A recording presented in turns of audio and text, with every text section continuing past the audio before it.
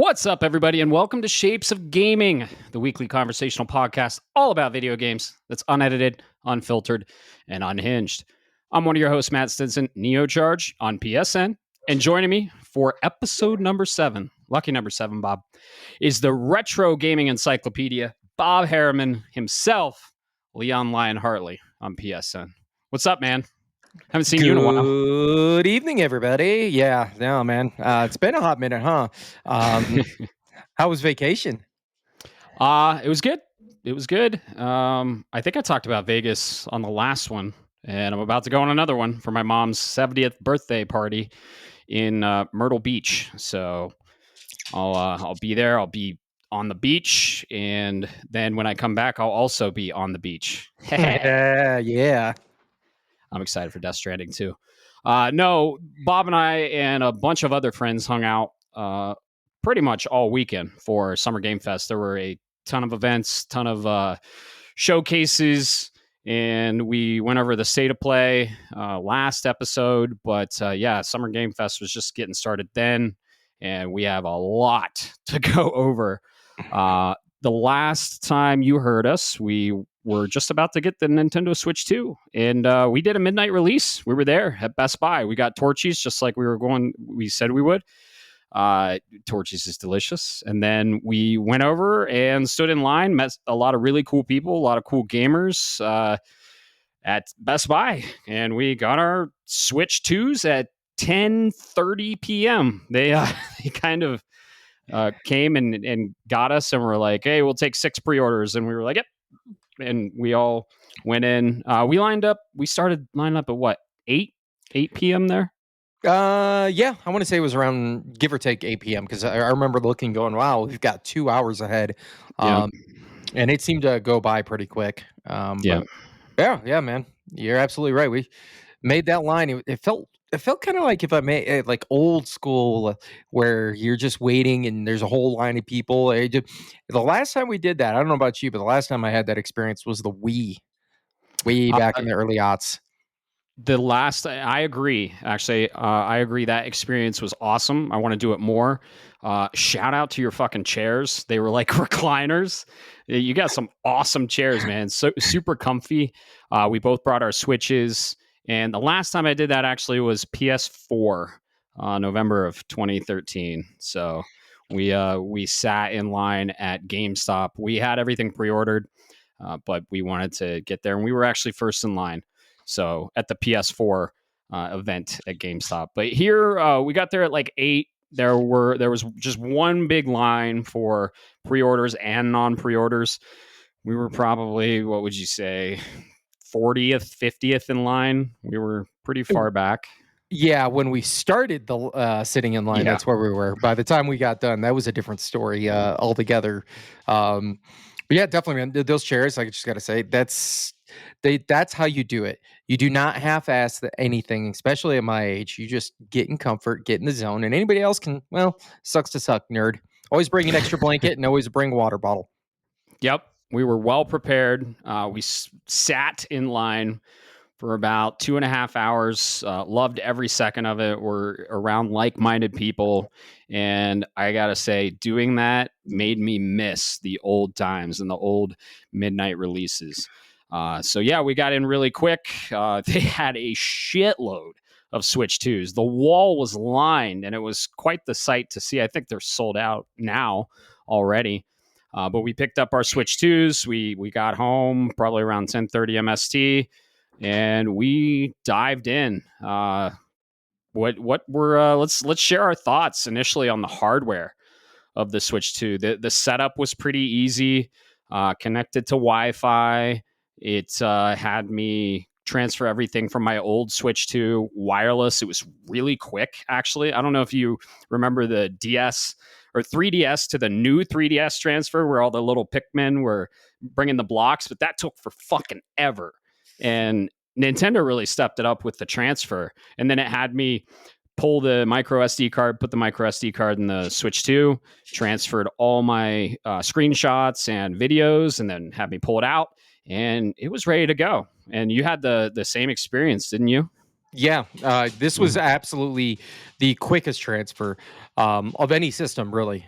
Point blank, whatever Nintendo did, Sony needs to learn their lesson, because if you remember when you did like the PS5 to the Pro baseline transfer, even if you had a wired connection directly between the two, it still took forever and a day. Here it was, hey, I need to transfer some materials. 20, not even 20 minutes, I'd say. What later? It was done. There were your games. There were your save files. There was everything you needed. I think it was a single update that needed to be installed. Mm-hmm. Yeah, and all the game updates too. Fun fact about the PS5 transfer: I had to set up my PS5 Pro from scratch because nothing will transfer from my base disc PS5. It's all fucking stuck on there. I can't even get captures or video captures, screenshots. I can't even get them on an external drive. They're like forever stuck on there, and I don't know what I'm gonna do. I'm just kind of waiting for a software update or maybe try in like a few months, but everything is stuck on there. And I'm talking, I do a lot of captures, I do a lot of screenshots, just it's so easy. I have the quick screenshot and quick capture. I probably have 150 gigs of captures across probably 4 years because I transferred from PS4 too, but they're kind of stuck on there forever. This wasn't the case with the Switch 2. Switch 2 setup was awesome. We waited for some updates on the games. And what was the first game you fired up? Excuse me there, folks. I'm trying to remember. Oh yeah. The very first thing I went for was that Hyrule Warriors um, game, the one that came after the original, the Age of Calamity. That's the name of it. My brain was farting there. Yeah. My hope was a Muso game. High resource utilization that ran absolutely like garbage on the Switch. I did not do my homework and look at which games had updates. I just assumed they were going to just start banging them out, and unfortunately, that wasn't one of them. My taste was a little soured in that regard. What about you, man? What was game Uno number one? Yeah, I got to say my experience was opposite. I was very impressed. The first Switch 2 game or Switch game I launched on the Switch 2 was, as I promised, Legend of Zelda: Echoes of Wisdom, and it does have a patch, and it looks and runs like a brand new game. Honestly, it's a little bittersweet because this is the game we should have gotten, and the fact that I had to utilize new hardware to get the game that we should have gotten is a little souring, unfortunately. But man, I can't wait to dive into this game. It was pretty much borderline unplayable on the Switch. I showed you on the Switch all the frame drops and everything, and it alternates between 30 frames and 60 frames. Runs pretty much a lock 60. Not only is the resolution better, the frame rate's better, but the colors, man, the colors are popping because it's utilizing HDR, and it has like the better saturation. It honestly looks like Tunic does on PS4. So very happy about that. The other game I was very impressed with, and again, this should have launched this way, was Pokemon Violet. I downloaded the patch, and it looks and runs like a new game. And I can't be like, oh man, this is awesome, this is incredible. It's just like, come on, guys, why'd you release it in such a broken state? And I'm grateful that I can play it now as it is. That's actually what I've played the most is Scarlet or Pokemon Violet, because it runs it's like a new game. And then Tears of the Kingdom, like a new game. I bought the $10 upgrade, not opposed to doing that at all. It's another thing that kind of sucks. They're charging for an upgrade where these games should have released in this state. But I think we're getting there, Bob. I think Nintendo is really focusing on performance and HDR. And on the last episode, I was like, I think this is the first time I've ever seen a patch notes from Nintendo that have frame rate in the fucking description. And I'm very impressed with how the Switch 2 games that are patched run. But if you have a Switch 2 game or you have a Switch game that has a locked frame rate and doesn't have a patch, it's going to look and run like shit still. So yeah. No, you're absolutely right. I'm hoping, and this is what I've been thinking, man, is so this thing's got about what I've been reading online and based on my experiences, about the same performance as a PS4 Pro in terms of raw computing power, which is amazing. I love this. Right? Don't try to keep up with times. There's no way you're going to make a PS5 handheld, at least not if you're Nintendo right now. I love this system.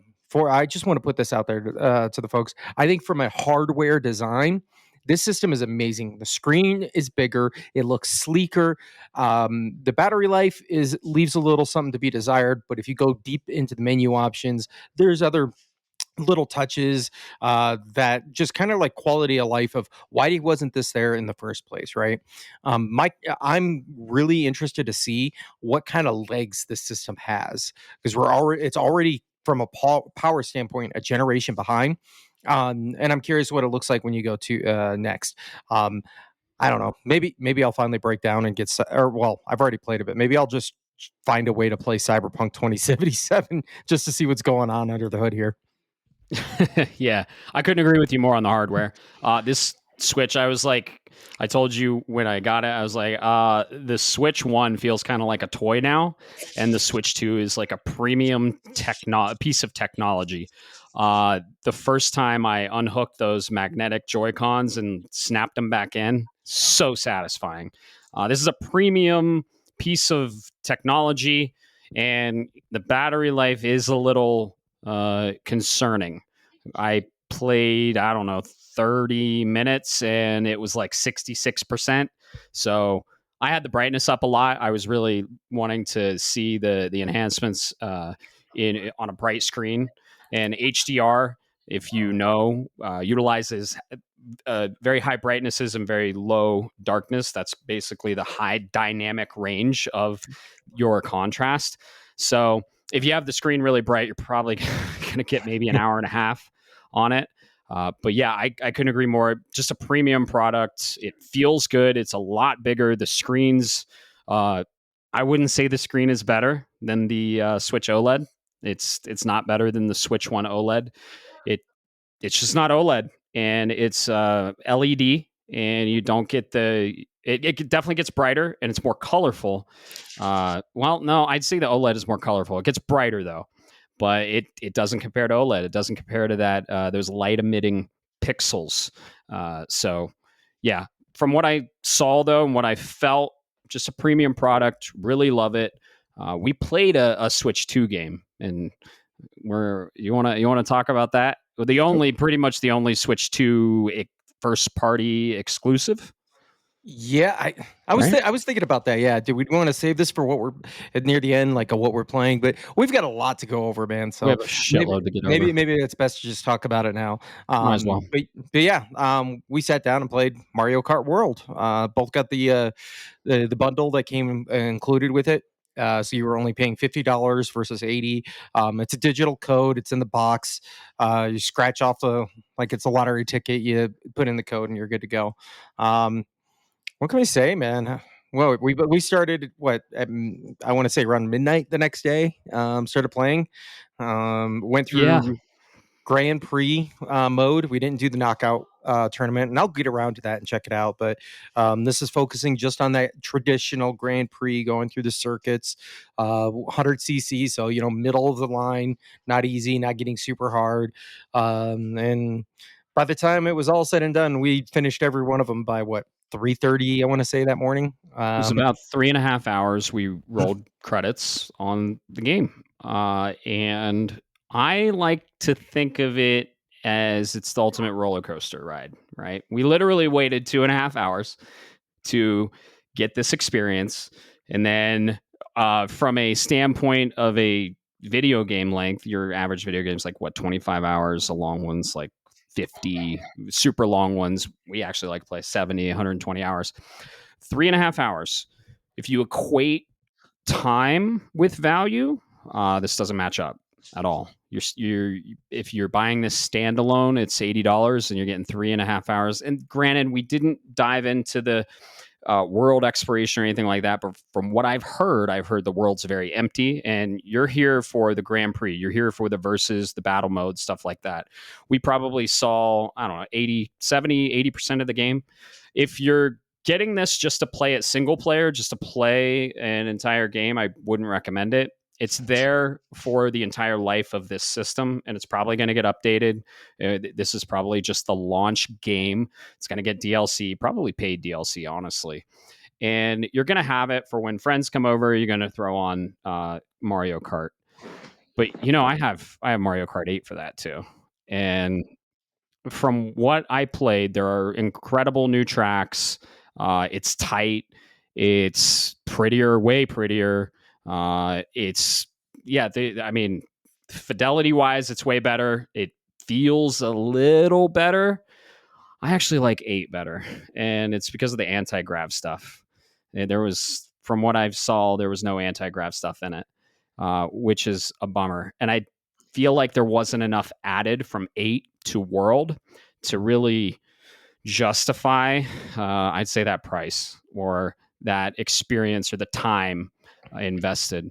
I was a little disappointed in it.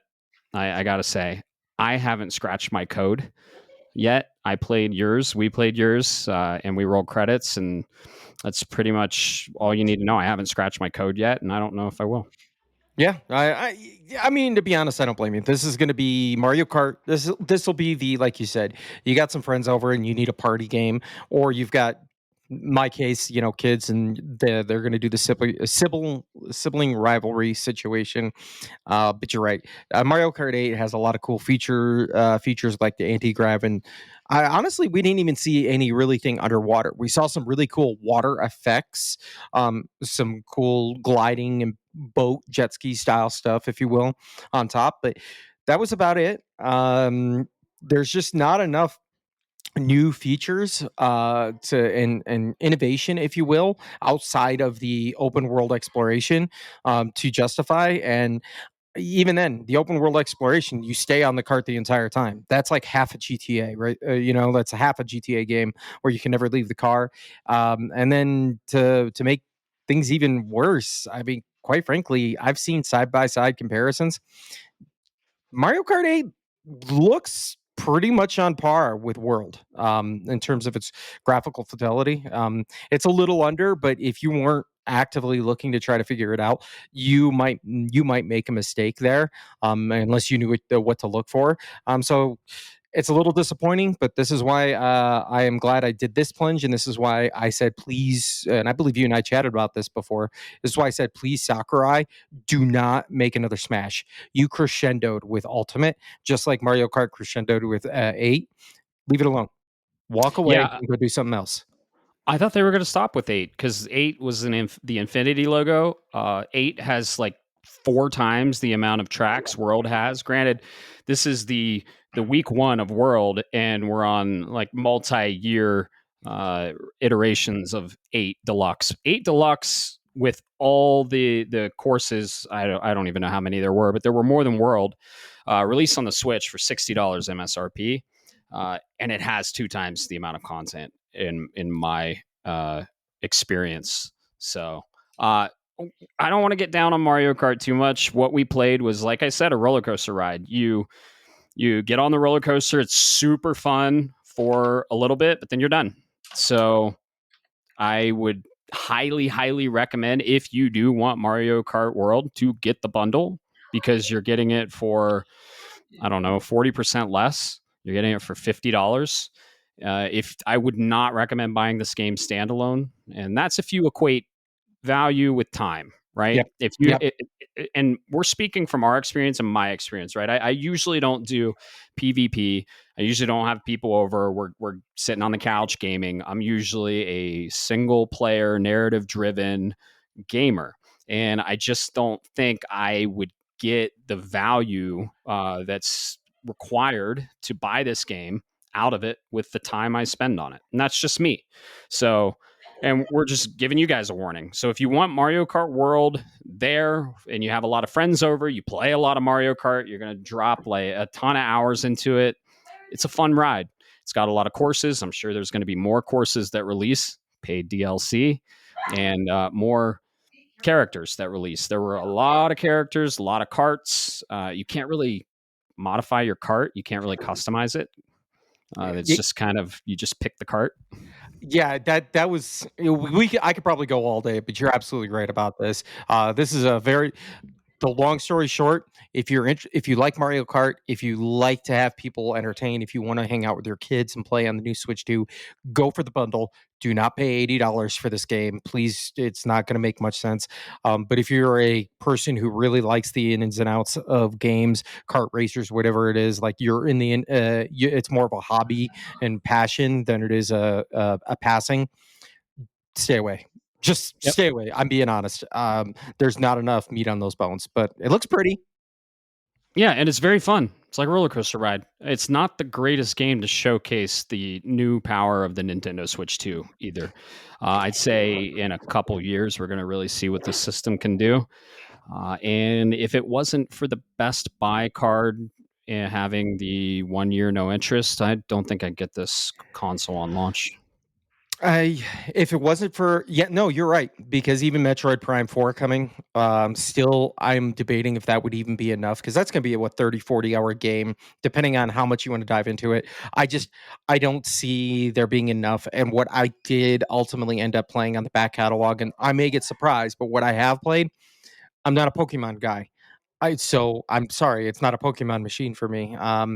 And the Mario games run good already. Odyssey, I think, runs at 60 frames. Plus, I got everything in that game, so there's no reason for me to go back. And anything I do go back to either doesn't need an update or isn't going to probably get an update. So it's a little sad, but when like that Nintendo rep asked when we were standing in line, "Why are you doing this?" A lot of people stuttered, and I just looked at him and said, "Well, I've been doing this since the NES era, so why change course?"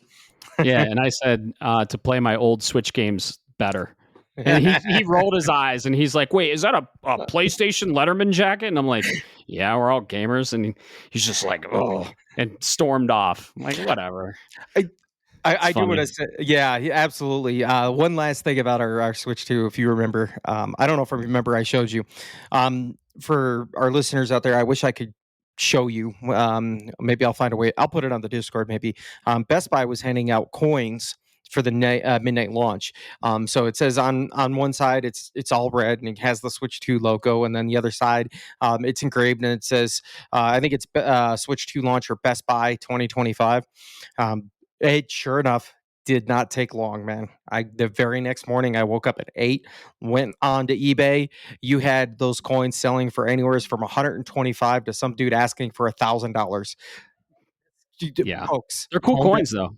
they're cool, but it ain't that serious, folks. Just thought that was a little funny aside. Yeah, definitely. We got some patches too. He was handing out patches, and honestly, like Metroid Prime 4 is a system seller for me. I got this console for Metroid Prime 4. And honestly, what's to come next, right? Huge Zelda fan, huge first party Nintendo fan.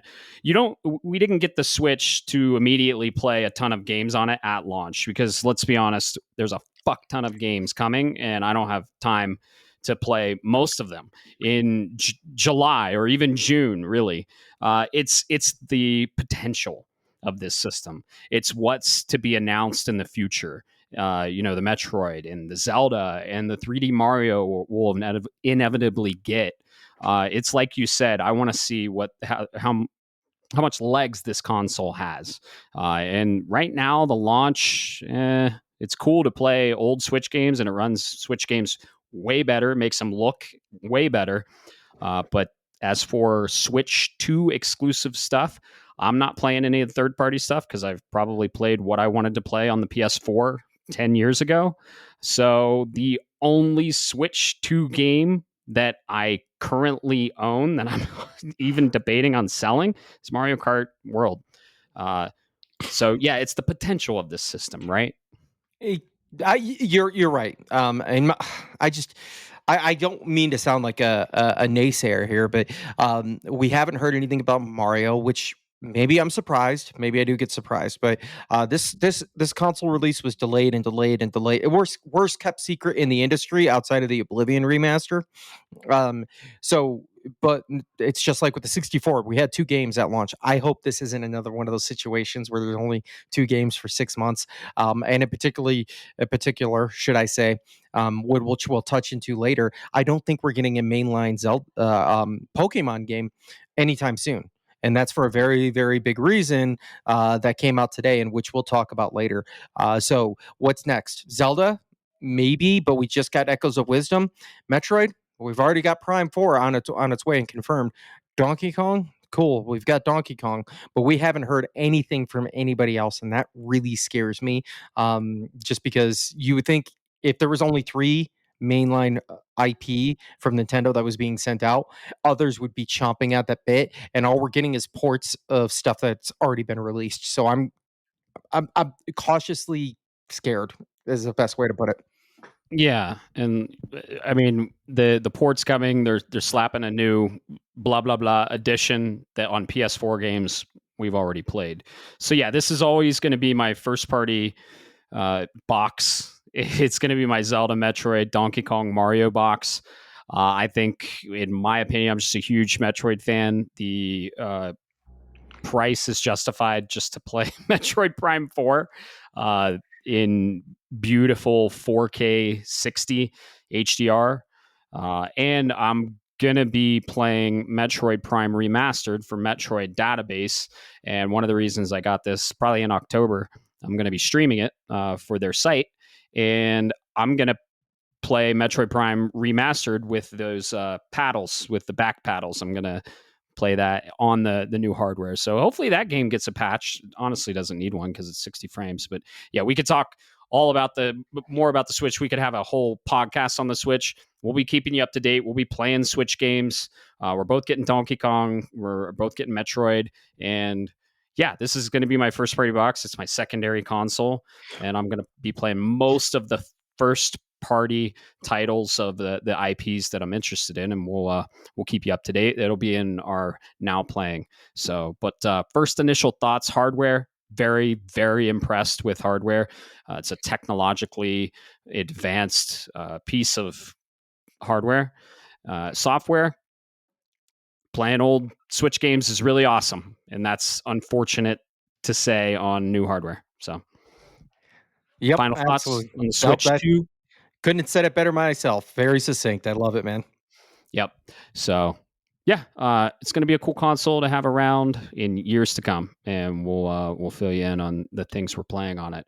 However, speaking of things to play, we have like 150 games that got announced in the last 2 days, pretty much, or last 3 days. We already went over Summer Game Fest. We did the Summer Game Fest prediction stuff. We hit some, but not a lot was announced. But Jesus, there were a ton of games announced.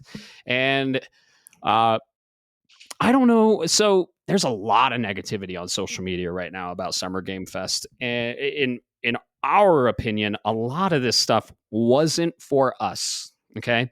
And that doesn't necessarily make it bad, right? It's just not for us. I'd say 80% of the shit we saw is not for me. And probably you too, right?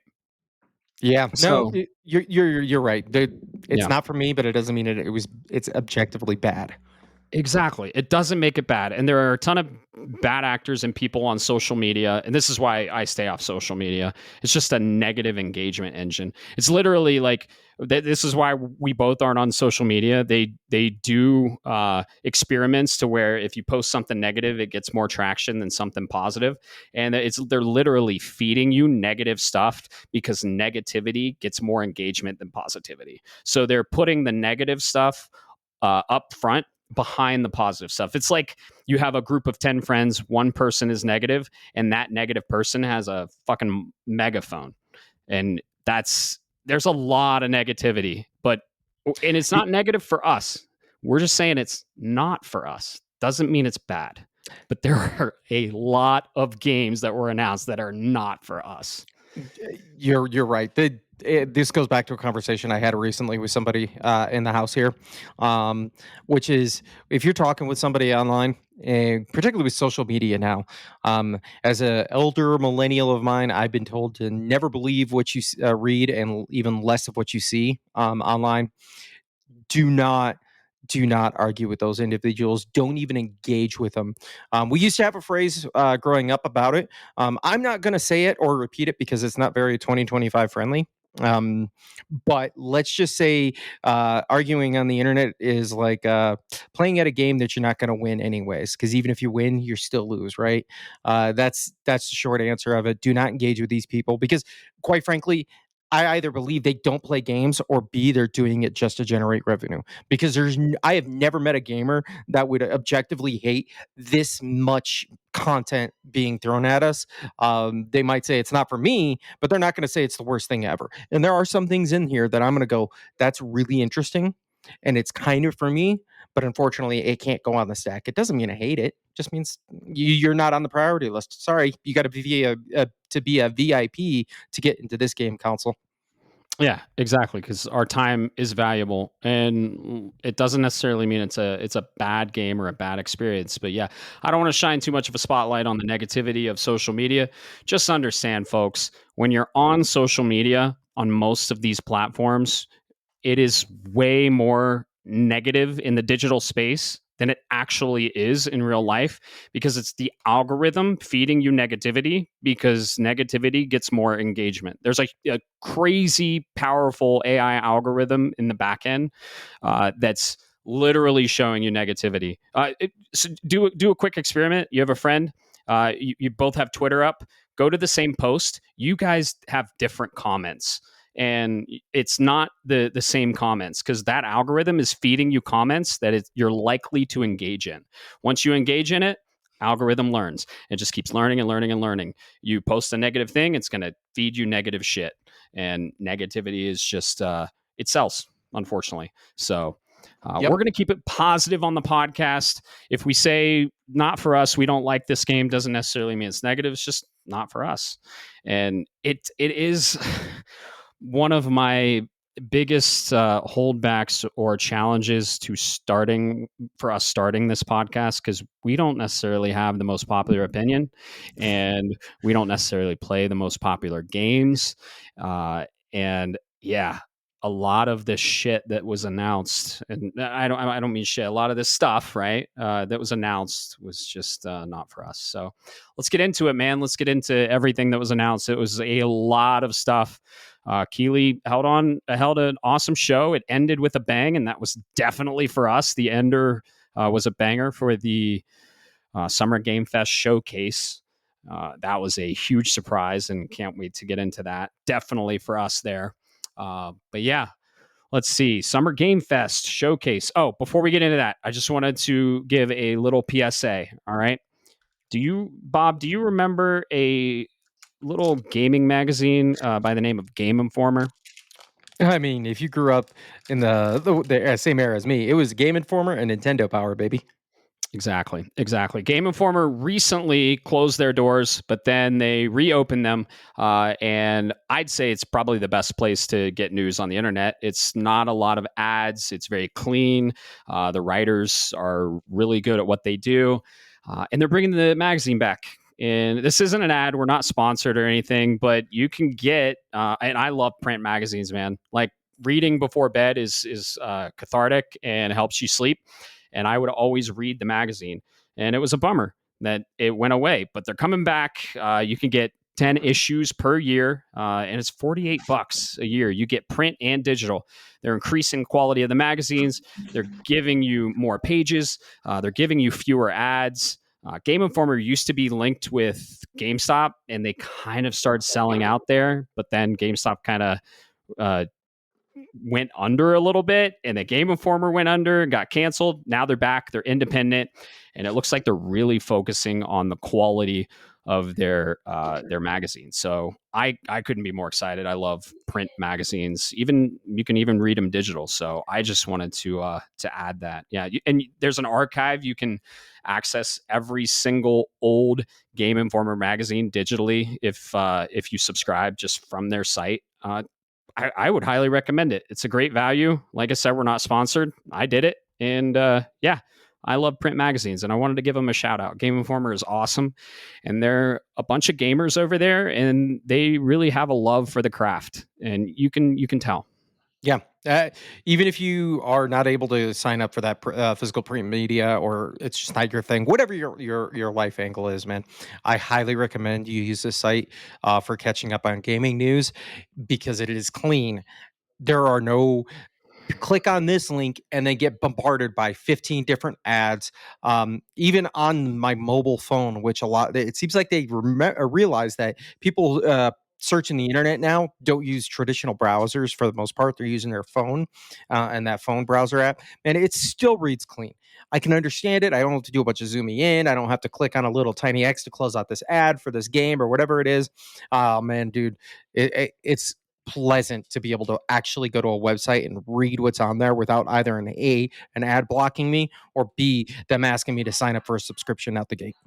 Exactly. That alone is awesome. And yeah, they have a clean website, a lot of great news, a lot of great writers, journalists over there. They're the best in the game, in my opinion. And yeah, shout out to Game Informer. I hope they are around for a while, and I can't wait for the print magazine. So, all right, man, let's get into this. What? I was going to ask, since I know it's not on the list, but we talk about something that happened right before SGF? I just want to put this out there. Yeah, please. I called it, baby. Final Fantasy Tactics is coming back. Oh yeah, we talked about that, didn't we? I don't remember what I say on half the time on this show, dude. We had an episode dedicated to State of Play, and we talked about it. You're right. But I did want to rub it in again because nobody else thought it was happening. I had faith. I had hope.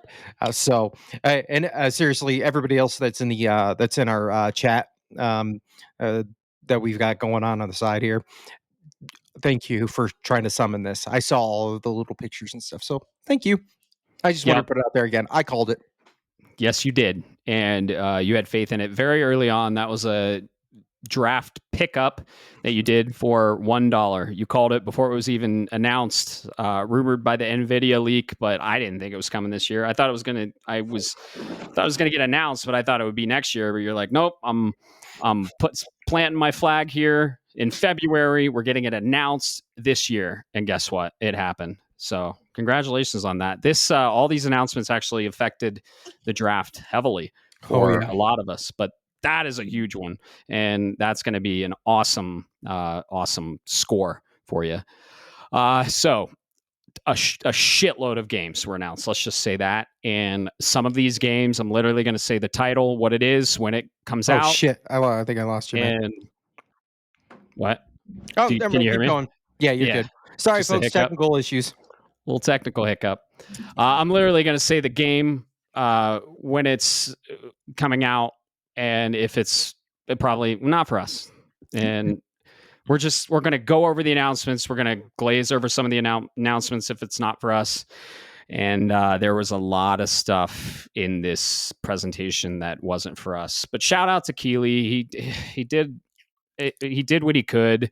But a lot of this was not for us. And honestly, from what I've been gathering, people I've been talking to, a lot of it is not for a lot of people that are narrative heavy single player games.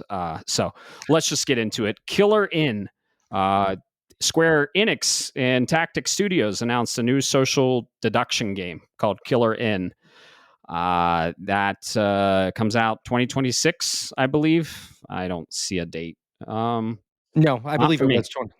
I believe it was 2026. Definitely not for me. The short answer to get good description, you can look for it. It's 3D Among Us. Like that's really what it is. Definitely not for me, but hey, Square Enix, keep it up, man. Keep experimenting. Yeah, exactly. Experimenting is good. And by the way, we're going to go over two major events. We might touch on some other events, but the two major events were the Summer Game Fest Showcase on Friday and the Xbox Showcase that was Sunday. So we're going to go over those two events mainly. Deadpool VR. We're getting Deadpool VR. Comes to MetaQuest 3 sometime, I think, in 2026, I believe. Deadpool has his own virtual reality game. I was super excited when it was Deadpool. Checked out when it was VR, especially MetaQuest. I don't have VR. I don't play VR. Not for me. How about you, Bob? Yeah, unfortunately, it's gonna not be for me just because I don't have VR. But I will say the one cool thing is um, the Neil Patrick Harris angle we got going on here. And he sounded like Ryan Reynolds up until the point where like starring Neil Patrick Harris. I was like, what? Wait a minute, and they had to do a double take. So if you're interested in VR, this might be a game for you. Yep. I'm a huge Deadpool fan. Love Deadpool. Love the writing. Love him breaking the fourth wall. The game on previous consoles, I believe it was PS3, great. But the fact that this is in VR, I'm kind of checked out. Arc Raiders, Embark Studios, they're doing a extraction shooter. Arc Raiders. I actually saw a buddy of mine play this, and still not for me. It's an extraction shooter, third person. Finally got a release date though, October 30th. We got a trailer and a release date.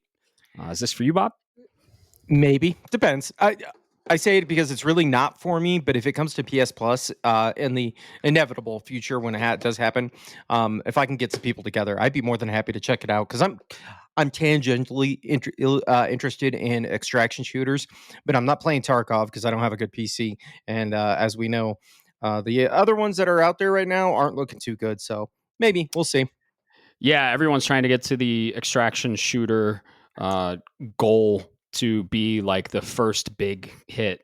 Dude, here's my prediction. I think Fortnite is going to come out with an extraction mode and just bury all these other ones, unfortunately, because Fortnite is huge.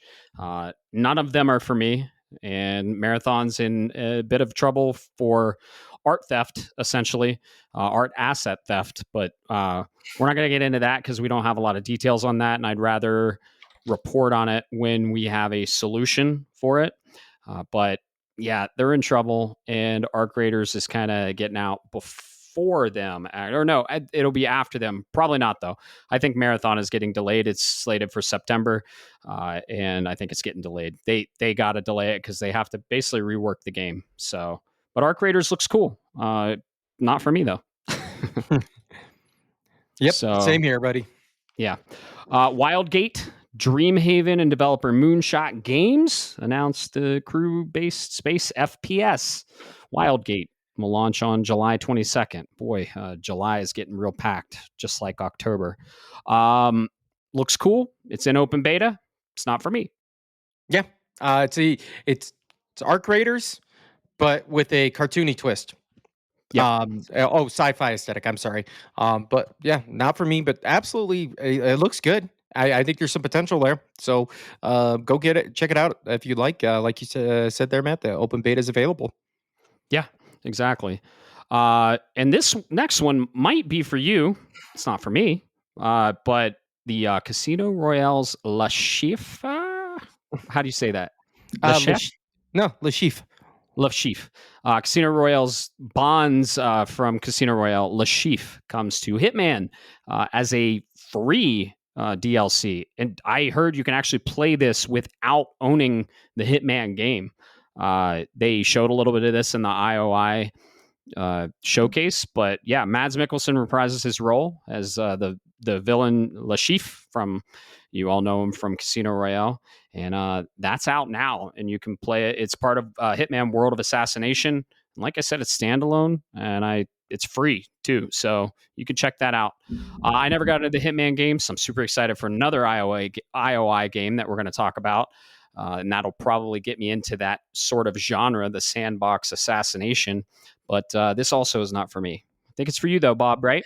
There's a strong possibility. I say that because me and Hitman don't have much history, but I objectively know it's a good series, and it's something that's always kind of been right there at the edge, the periphery, if you will, of me getting in there and wanting to play them. Simply because if I want stealth action, the ability to shoot people from a stealthy angle. Guess what? I got my boy Snake to do that one for me, or Big Boss, right? If I went pure stealth environment, there was Splinter Cell. Nobody else has done it better since. So I think this might be the one thing that kind of makes me do it, jump in, because maybe I enjoy it and find something else I like, as well as it's also a lead into something we're going to talk about later. But yeah, absolutely. Lashif, played by Mads Mikkelsen. That's what he's probably one of the more well-known roles. I think this is a good double hitter because not only do you play a Bond villain, but he played Hannibal Lecter in a own TV series a few years back. And holy crap, I'm just putting that out there. If you thought the certain OG played Hannibal Lecter good, you've never seen Mads Mikkelsen play it. So that's a long-winded way of saying, yeah, count me in. There's a good chance Cool. you'll see me there. Yeah, I've heard the Hannibal TV series is awesome. He also plays a very well-known character in Death Stranding, Clifford Unger. And I'm not going to say anything about that character because you just got to play the game to find out who he is and why he's there. That's probably the standout performance for me. He was also in Rogue One as Urso, Galen Urso, I believe. He basically created the Death Star or engineered the Death Star. So that was another role he was in, which he was really cool in that one too. But yeah, the Hitman and Bond kind of merging, getting us ready for something coming, which is it was announced in State of Play 007 First Light. Very excited for that, and they're kind of trying to merge before that happens. But yeah, I'm just going to play 007 First Light when it comes out. Infinitesimals. That got released. Another Epic Games publishing. There was kind of a pattern in this Summer Game Fest, and Epic Games publishing was pretty prominent. Honestly, it felt like a Epic commercial sometimes. Epic probably gave Jeff a lot of money to put the show on, and he highlighted a lot of their games that they're publishing. But this is a grounded scale adventure. You join Captain Orkney. It's bugs going around shooting stuff. Looks cool. It's coming to PS5, Xbox Series X, PC via the Epic Game Store. Third person shooter comes in 2026. Also not for me. Yeah, this looks. It's not for me, folks. Sorry. Playing Yeah. as bugs. I think this is the one that you and I were looking at, and I have to go back and look at it. Is it kind of? I know you're playing as bugs, but it kind of had that old school vibe of. Oh crap! I'm just remembering it. It's the N64 game. I wish I could remember. It was one of DMA Design's last games before they went on to their own thing. I'll remember it, and I'm going to scream it out later in the episode. There's probably somebody screaming it right now, but the point is, it's a third person shooter. It looks kind of cool, just not my bag. Yep. Yeah. Looks cool. Another thing, man, just all these games asking for our time, right? And the list is growing. And we already went through the games we're playing this year. That was like on episode 2. And you heard we have a lot of games to play. So it's just kind of sometimes a matter of time. It really looks cool, but there's another game coming out that we're already going to plan on playing. Like my July is fucking just toast. It's burned from Death Stranding 2. I know I'm going to drop 100 plus hours into that game. I'm going to want to platinum it, and I'm probably going to. And that's going to take all of July. And we have like 5 games coming out in July that I'm excited for, and probably 50 that are releasing for PS5 only. It's nuts, and I don't know how people do it. You just got to choose one. You got to choose an IP that you like. You got to choose a genre that you like, and you got to play it. And you got to unfortunately let other games fall off the wayside or build your infinite backlog, right? So, yep. Body Harvest, by the way, I had to go find it. Gotcha. Cool. So it was the last game that they made with Nintendo before they became Rockstar North. Very cool. Very cool. Yeah, looks cool, but when, right? Out of Words. This is a cool game. Looks it's a co-op platformer. Kind of reminded me of Split Fiction or something Hazelight would create. Yeah. It's it's a third person split screen co-op adventure coming to PS5, Windows via the Epic Game Store. Another one coming in 2026, also Xbox. I would probably play it if I didn't have anything else to play, but I have a lot of other stuff to play, so it's not for me. Yeah. Maybe I could sit down and convince you or the wife or somebody to sit down and play with me, because I think it's kind of interesting. It's a cozy co-op game, man. Okay. If I can get to it, awesome. If not, not going to lose any sleep. Just pretty cool concept. I like it. Yep. You know what else is a cozy co-op game in your backlog that we still need to play? It Takes Two. Oh, that's true. But I will say the one thing about this one that kind of had my interest Yeah. is the characters, and this is in the press release or the video. You can see they don't have mouths, like Mm. it's kind of like that. So that means that they have to leverage environmental storytelling, and I'm interested. That has my attention because I'm curious. When you do the classic "show me, not tell me" situation when you're telling stories, I like that, daddy likey. So Yep. that's what got my attention. Yep. Show don't tell, the ultimate rule in storytelling. Unravel did that a lot. Unravel was great. They had two of them. They couch co-op, online co-op, really great games made by indie dev. Yeah. It was one of the EA indie originals. Really cool. The next one almost looked live action, but it was in engine, and it was really funny. Kind of reminds me of Punch Out. It's called Felt That Boxing. It's basically Muppets boxing, and yeah, it looks really cool. They said it was all an engine. It basically looked like it was captured with a real camera. This game looks cool. When I think another 2026 game. Not for me, I don't think. I liked Punch Out, but it looks fun. There's just a lot of other games I'm going to be playing in 2026. They're already stacking up, dude. Yeah, once again, this isn't a game that's necessarily going to make the train, but I'm going to tell you right now, if you aren't interested in some of these marquee titles that are hitting like a Death Stranding or something like that, or a Metal Gear Solid this year, um, if you're more of a casual sitting on the rim kind of gamer because you've got life and commitments, I think Felt That Boxing, this game is absolutely right up going to be your alley, especially if you have a crude sense of humor. That's what this is. It's Muppets with crude sense of humor in a, like you said, a knockout or a punch out style game. The trailer made me go, I want to play this game, and it sold me. That's what's really cool is it made me want to play the game even though I know I can't. It sold it that well. I was laughing the whole time, dude. I loved it, and it wasn't just the beer. Yeah, the writing's cool. Looks fun. Punch Out inspired. Yeah, I'll keep my eye on it. It'll be one I keep my eye out on. The next one I was really excited for until I realized what genre it was. This is Chrono Odyssey. It is a action-packed third-person MMORPG. I was excited for it, and then I wasn't when I found out it was an MMORPG. Do you know what MMORPGs are notorious for? Time sinks, and I just don't have the time. This is going to be released globally in Q4 2025. We don't have a release date, just a release window. What do you think of this one, Bob? I think it looks cool, but I know me and MMOs. I went down that path one time. I was able to pull out. So definitely not my cup. It's my cup of tea, but it's my cup of tea in the bad way. Let's leave it like that. Yep. So my notes aren't in order. I kind of just scribbled them down as I was watching and excited for all the release dates. So they're not really in order, but we're going to save the last announcement for the last one we talk about for sure, because it was probably one of my games of the entire Summer Game Fest. But the next one, I think this was near the end of the show, but it's next to my notes. Wu-Tang: Rise of the Deceiver.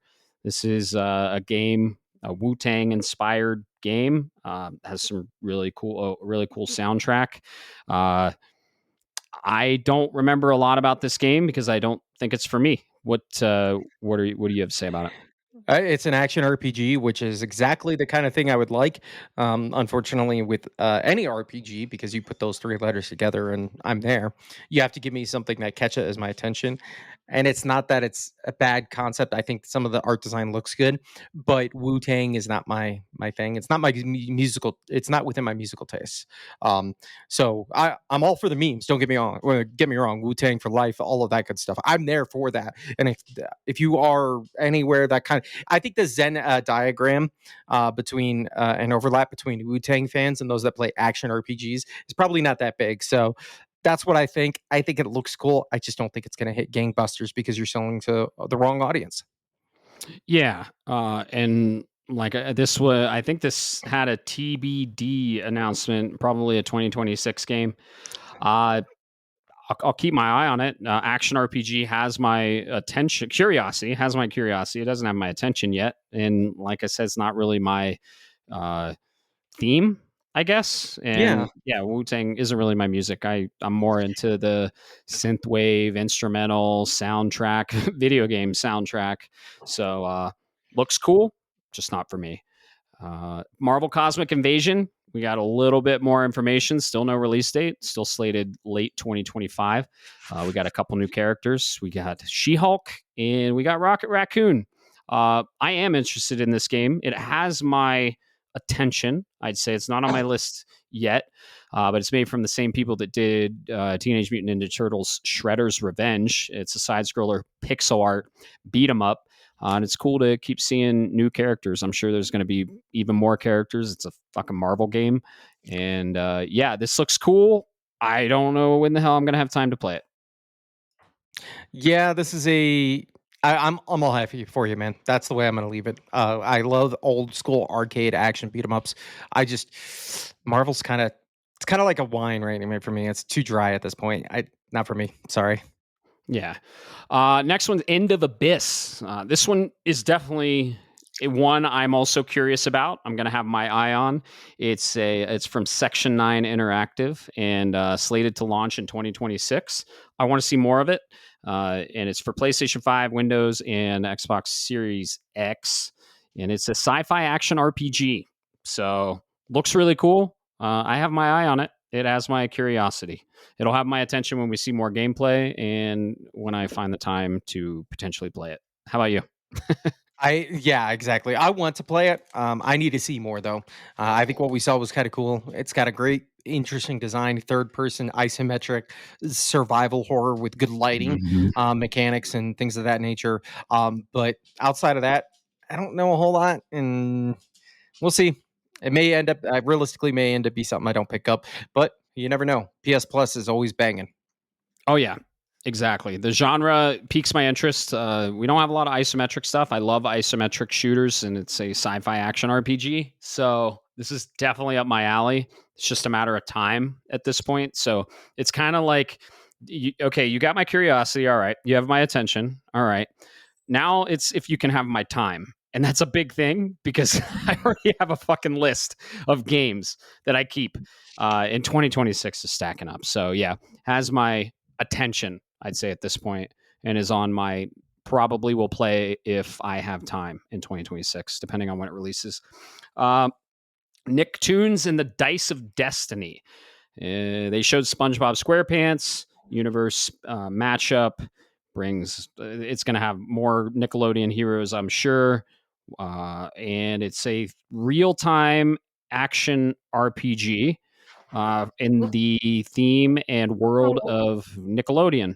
So we saw SpongeBob SquarePants. This isn't for me.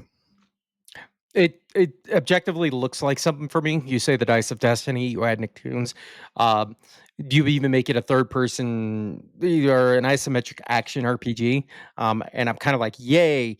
I don't know if it's going to be enough to get me. Nostalgia is a powerful tool, but I don't have that much nostalgia for Nicktoons. So I wish Right. it well because it looks like it's a passion project. I will say that much. Yeah, exactly. I do want to hear more about it. The genre has my curiosity. I was a big Nickelodeon kid, but you know, a lot of other games. So can it get past that circle I have, right? A curiosity, uh, interest, and then is it going on my list? Because it's like, oh, did you make the list? And then if it's the list, oh, does it have a date? You know, the time thing. So it's just, man, you gotta get through the layers. And this has it's at the first layer, curiosity. So Sonic Racing Cross Worlds, we already knew this was coming. We got some crossover characters that were announced. Definitely not for me. I like racing games, but it's kind of looked like it's turning into Fortnite. I'm sure it's going to be great. I'm sure it's going to be fun. It's a kart racing game. They announced the guy from Like a Dragon, Joker from Persona 5, Steve from Minecraft. Another crossover racing game. And it launches. They got a release date, September 25th. So Sonic Racing Cross Worlds. Looks like a living game. Looks like it's going to have probably DLC and potential microtransactions. I don't have time for it, and it's not for me. How about you? I mean, the only Sonic game that's ever really gotten my respect is Frontiers. Um, I'm not saying I love the Sonic movies, and I think Sonic is as a character is cool. But yeah, I already got a kart racer this year, and I've already played it, and I think I've got my fill of kart racers. So sorry, folks. Yep. It's interesting. Sonic 2 is one of the greats, right? The Sonic 2D games are awesome, but Sonic, the more I play it, it's becoming more and more not for me, actually. Hmm. So I'm not saying they're bad games, right? I mean, you can go check out the Metacritic scores. You be the judge. You play it. You be the judge. I'm just saying, the more I play Sonic games, the more I'm learning they are becoming not for me. So the last one, Shadow X Generations is one of my favorite Sonic games, but I played it on 360 and then PS3, and then I played the remaster, and I was like, I remember this game being a little better. Still Hmm. fun, but yeah, Sonic's getting his own Sonic Racing. I think this is like the second Sonic Racing. I could be wrong, but yeah, it's not for me. This next game, though, this looks fucking awesome. It's from Munfish. Munfish is cooking. This is the third game they announced, and it's called ILL. It's a first person survival horror. I'd say Bioshock meets Resident Evil, story driven, and it promises some intense body horror and grotesque monsters. It was gorgeous, and this game is definitely for me. This game has my attention, curiosity, and was put on the list, and I'll probably play it, honestly. So I want to hear a lot more about this game. You liked this one too, didn't you, Bob? Yeah, when it comes to games that reach the top of the or reach the list of will it make the cut, this is probably at the top of will it make the cut. Mhm. This is when I saw that ILL, I immediately thought Village and thought we were getting an RA Aw. Village porting or something was going on, right? Obviously not. But yeah, this has you. You definitely grabbed my attention with this one. I think based on some other announcements, though, we'll see. If you Right. can get in there, if I can sneak it in, this is the guy that's like, you are at the top of the wait in line queue. Let's leave it like that. Yep, it's on my list. It will be played. Might be on the backlog depending on what comes with it. But yeah, I thought this was the Resident Evil trailer. It was ILL, and I was like, "Oh shit, this is a Resident Evil trailer," and it looked honestly like Resident Evil. And I was pretty much, uh, I don't know, calling that it was Resident Evil until it was like it didn't finish it. So, and it said Munfish. I think when it said Munfish, I was like, "Oh, okay." It's very heavily inspired by Resident Evil though, and it looks incredible. So definitely on my list. Probably make the backlog too. I am going to play that game. It looks awesome. Yeah. Uh, they did another one. They announced two more. One of being, it's called the Cube.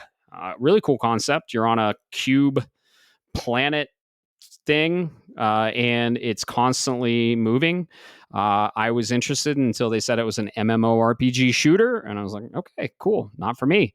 So yeah, this is coming out TBD and looks really cool. It looks really pretty. Munfish, their engine is really awesome. I think they might be using UE5. Correct me if I'm wrong. But if they're not, I mean, all their games look pretty. Atomic Heart was awesome.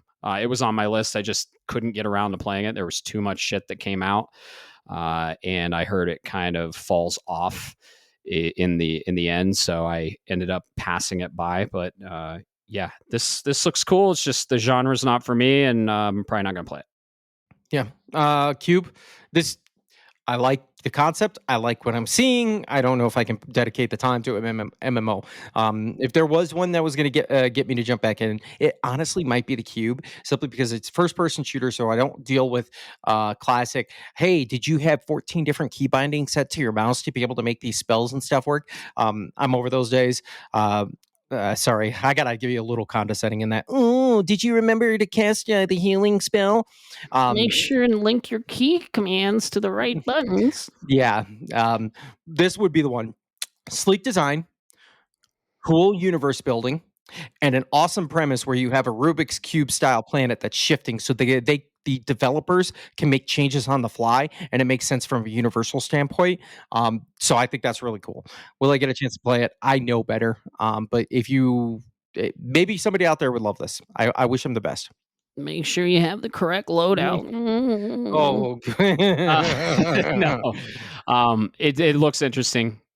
Just not for me. The genre is too time intensive. But the other one they announced, Munfished, was probably their marquee one. Ill was probably my favorite one, but Atomic Heart 2, they announced the sequel. This looks awesome. It looks cyberpunk, Bioshock. I am heavily interested in this game. This made my list. It could be Munfish's, Uncharted 2 from Uncharted 1, where the first game is great, but not amazing, and they learned a lot from it, and they made an incredible, Uncharted 2 game. I have my eye on this. It has my attention. It's on my list. I can't wait to see more. Can't wait to hear more about Atomic Heart 2. I was very interested in Atomic Heart, and the more I read about it, the more I was like, I might pass this one up. But hopefully, they learned a lot of lessons, and Atomic Heart 2 is better. I might pick this up and play it. What do you think? I think it's right up my alley. The problem is you're not treading any new ground. Post-apocalyptic, cool. Sci-fi aesthetic, cool. With corporate dystopian society, cool. Guess what? You just named two different games, Fallout and another one we'll talk about later. It looks cool. I this is the game that I really think it would be awesome to play, but it's got to go to the side, man. I can only go through so much before I get through a genre burnout. Yeah, I hear you. The enemy types look very unique. The setting, I feel like, is pretty unique, and it's a gorgeous game. I think the release date was TBD, if I remember correctly. But yeah, I have my eye on it. The next one looks really awesome. It is also a sequel. It could also be the Uncharted 2 of the Uncharted of the series, and that is Mortal Shell 2. It's a sequel to 2020's action role-playing game Mortal Shell. I never played Mortal Shell, another one that it was on my list, and I kind of read more about it, and I was like, this might not be for me. I'm going to pass it up. But dude, this game looks sick, and it's coming in 2026. It's the sequel to the original Mortal Shell, and man, what we saw was a roller coaster of blood and guts and just high octane demonic combat. This was awesome. I think you like this one too, right? Yeah, this one definitely. I liked it. The trailer is the best way to put it because, as the old phrase goes, that thing was metal as all hell. Mm-hmm. Just pure violence and executions, and it just visceral style combat. Absolutely, looks exactly like something that I would at the very least enjoy watching somebody play. Yeah, for sure. Yeah, it's kind of like the original was a Souls like. I heard is really tough. I had a couple people that played it. They're like, it's okay. And I read some stuff on it, but hopefully they again learn their lessons of the first one, make the second one even better. And this went on my list. I have my eye on it, and it has my curiosity and attention. So Yep. this next one, totally thought it was a Tales game because it's from Bandai Namco, and it looked heavily Tales, but it ended up being another sequel, Code Vein 2. It's a gothic third-person hack and slash Devil May Cry meets Tales. Honestly, I saw a lot of Tales in that. And yeah, it's very vampire driven, and this game looks really cool. I It has my attention for sure. How about you? Um, I'd like to say so, but it's just not my. It's not my cup of tea. There wasn't enough there to get my attention. It looks cool as all hell, though. Yeah, it does. And again, it's like, is it going to meet that criteria? Is it going to release at a slow time? Probably not. And it's probably going to get either knocked off the list or bumped into the backlog. Who knows? Just other IP out there that I'm more interested in.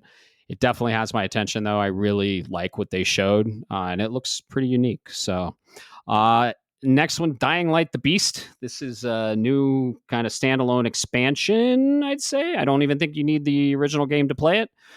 Correct me if I'm wrong, though, but it might be a standalone game. Dying Light the Beast. Dying Light is a survival horror.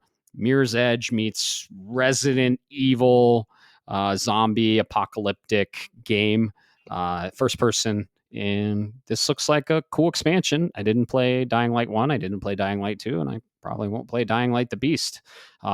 It's cool, but not for me. And I don't think I'll have time to.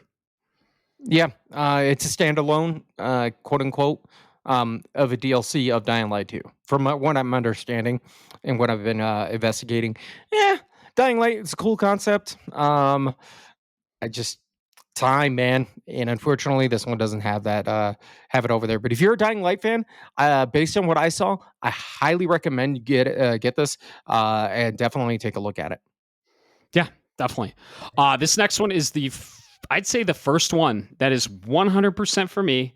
It was one of the predictions we called on the Summer Game Fest predictions.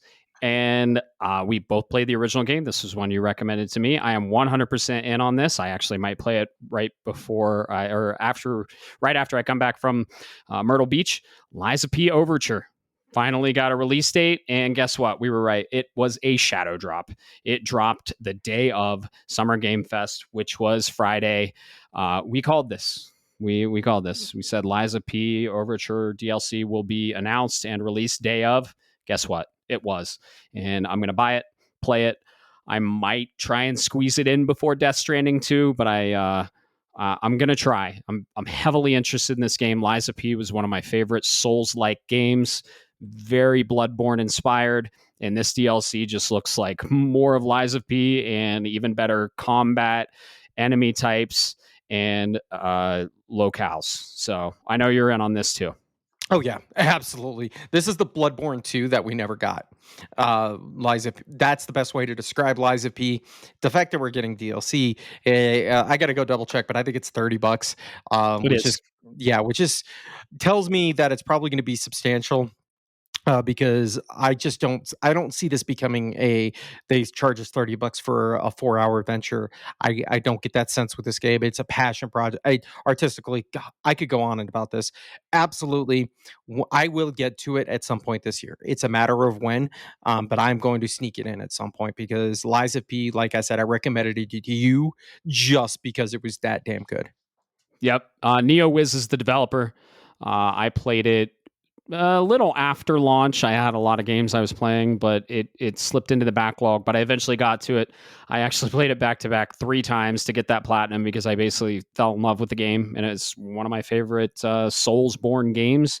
And this DLC is the prequel to all of that chicanery that happened in the original. So it's basically follows Pinocchio and the storyline, and I can't wait to see what they do with the prequel. And I guess it's in a zoo. That was in the marketing.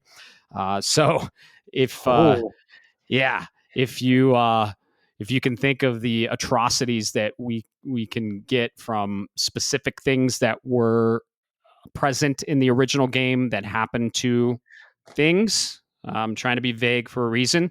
Basically, animals get that happen to them. So yeah, I think it's going to be awesome. This is 100% buy, 100% play. I'll probably play it in a week, depending on how long it takes. I'll probably try and squeeze it in before Death Stranding 2. So couldn't be more excited for this one. This was a yes, please. Finally, can't wait to play for me. And I know it is for you. So also shout out on that recommendation. One of the best recommendations. Thank you. Mafia: The Old Country. That got announced. We finally got a release date. They showed a new trailer. Mafia's third person. I haven't played any of the Mafia games, but it looks kind of like Uncharted meets Grand Theft Auto with Italian mob bosses, right? Have you played any of the Mafia games? No, I haven't. Just a series that's passed me by. So the trailer looks good. We still haven't seen anything on gameplay yet.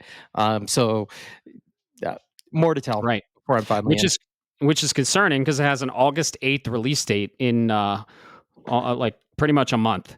So that's concerning. We might have got a blend of gameplay in there, but I don't know. This one's not for me. It's kind of up my alley when it comes to the genre and the way it plays, but never got into Mafia. And this, I think, goes back to, it's a prequel of 1, 2, and 3. I think there's 3 Mafia games, but I'm not too versed in the Mafia lore. So not for me. It's looks great, and I'm sure it's going to be good. But it doesn't sound like we neither of us are playing it. So the next one is for me. It's on my list. Very excited for it. I believe we got a 2026 release date. It's from our boys over at Capcom. Onimusha, Way of the Sword. This is basically Onimusha 4, if I'm not mistaken. I'm very excited for this. Onimusha is a third-person action adventure hack and slash, and it looks awesome. I can't wait to play this, but it also is that, Japanese setting. We're getting a lot of these games, but Onimusha was one of the originals that did this. So, and they recently released Onimusha 2 remastered. So they're kind of building their way up to this. Capcom's an awesome developer. I'm fully in on this. I'd say if there aren't any other games that are on my list when this drops, I'll play it. But if not, it's probably going to get pushed to the backlog. We'll play it eventually. What are your thoughts? I played the first Onimusha game, and what I remember out of it, and what I mean by first one, I mean the PS2 Yeah. edition. And what I remember, it was good. I don't remember what stopped me from playing anything else. I think it's a cool looking game. I think the reason we haven't seen any more of it is because I think there are other games that might just execute a little bit better. But at the end of the day, if I were to take a game and pick it up and say this might be, just pick up and go, this is probably going to give me a good time without going on much else. I would say this is probably that game. You can just look at it and go, no, this is well done. It's going to be a great romp. But we'll see, because I don't even think we got a release date yet for it. So we got a year, 2026. So it's on my list. I'm excited for it. It's all about when it hits. Yep. The next one, really cool. Co-op game from Lego. It's called Lego Voyagers. And it looked really cool from what we saw. It's in their new engine. So that new engine is really cool. It's really pretty. Lego Horizon Adventures has this new engine. I wasn't interested in Lego Horizon Adventures just because it doesn't have mini kits and it didn't really do well, but it's in the new engine, looks really cool. And I think I might play this game. It is on my list and I want to hear and see more about it. What are your thoughts? Looked really cool. Yeah, I think the concept looks really cool. In the trailer, it looks beautiful, man. If this is that same engine that we got with Lego Horizon Adventures, or Horizon Lego Adventures, should I say? It is. Yeah, you could put those both next to me, and I wouldn't believe you because this one looks amazing compared to what we got before, and I think it's really cool the concept of being a single block. What do they call it? A 1x1, rolling around and building stuff. Mm-hmm. I think it looks really cool. If I can find somebody to play with me or even find time to play it, I think it'd be kind of cool. But yeah, absolutely. I think it's cool to see Lego games expanding into something different. Is really what makes me most excited about this. Yeah, I'll definitely play it with you. Maybe we can stream it. We're trying to get a streaming setup where we're both on camera. All that technology stuff is hard. The streaming stuff is complicated, and you got to do Streamlabs and all that shit. So we're just getting around to it. We'll get to it eventually.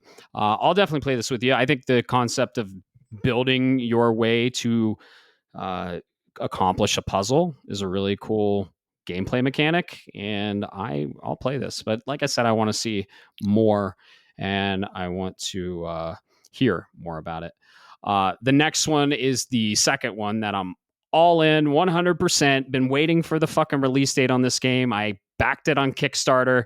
It's in the vein of the old Zelda games, which I fucking love, and I know you do. It is from Yacht Club Games, and this is Mina the Hollower.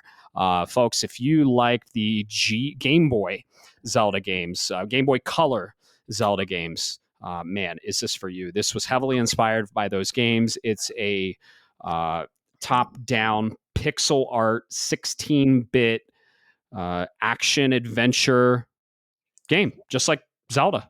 So take basically Zelda Link's Awakening or A Link to the Past. Well, A Link to the Past was 32-bit, but Link's Awakening, Oracle of Ages, Oracle of Seasons, maybe even a little bit of Minish Cap. I know Minish Cap was more advanced, but it's gorgeous pixel art.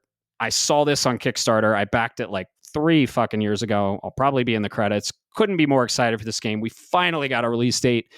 Mina the Hollower will finally release on October 31st. October is stacking up, but I think this game is going to be one that I put everything else down for. I have a lot of faith in it. I think it's going to be great, and it's inspired by one of my favorite IPs of all time. How about you?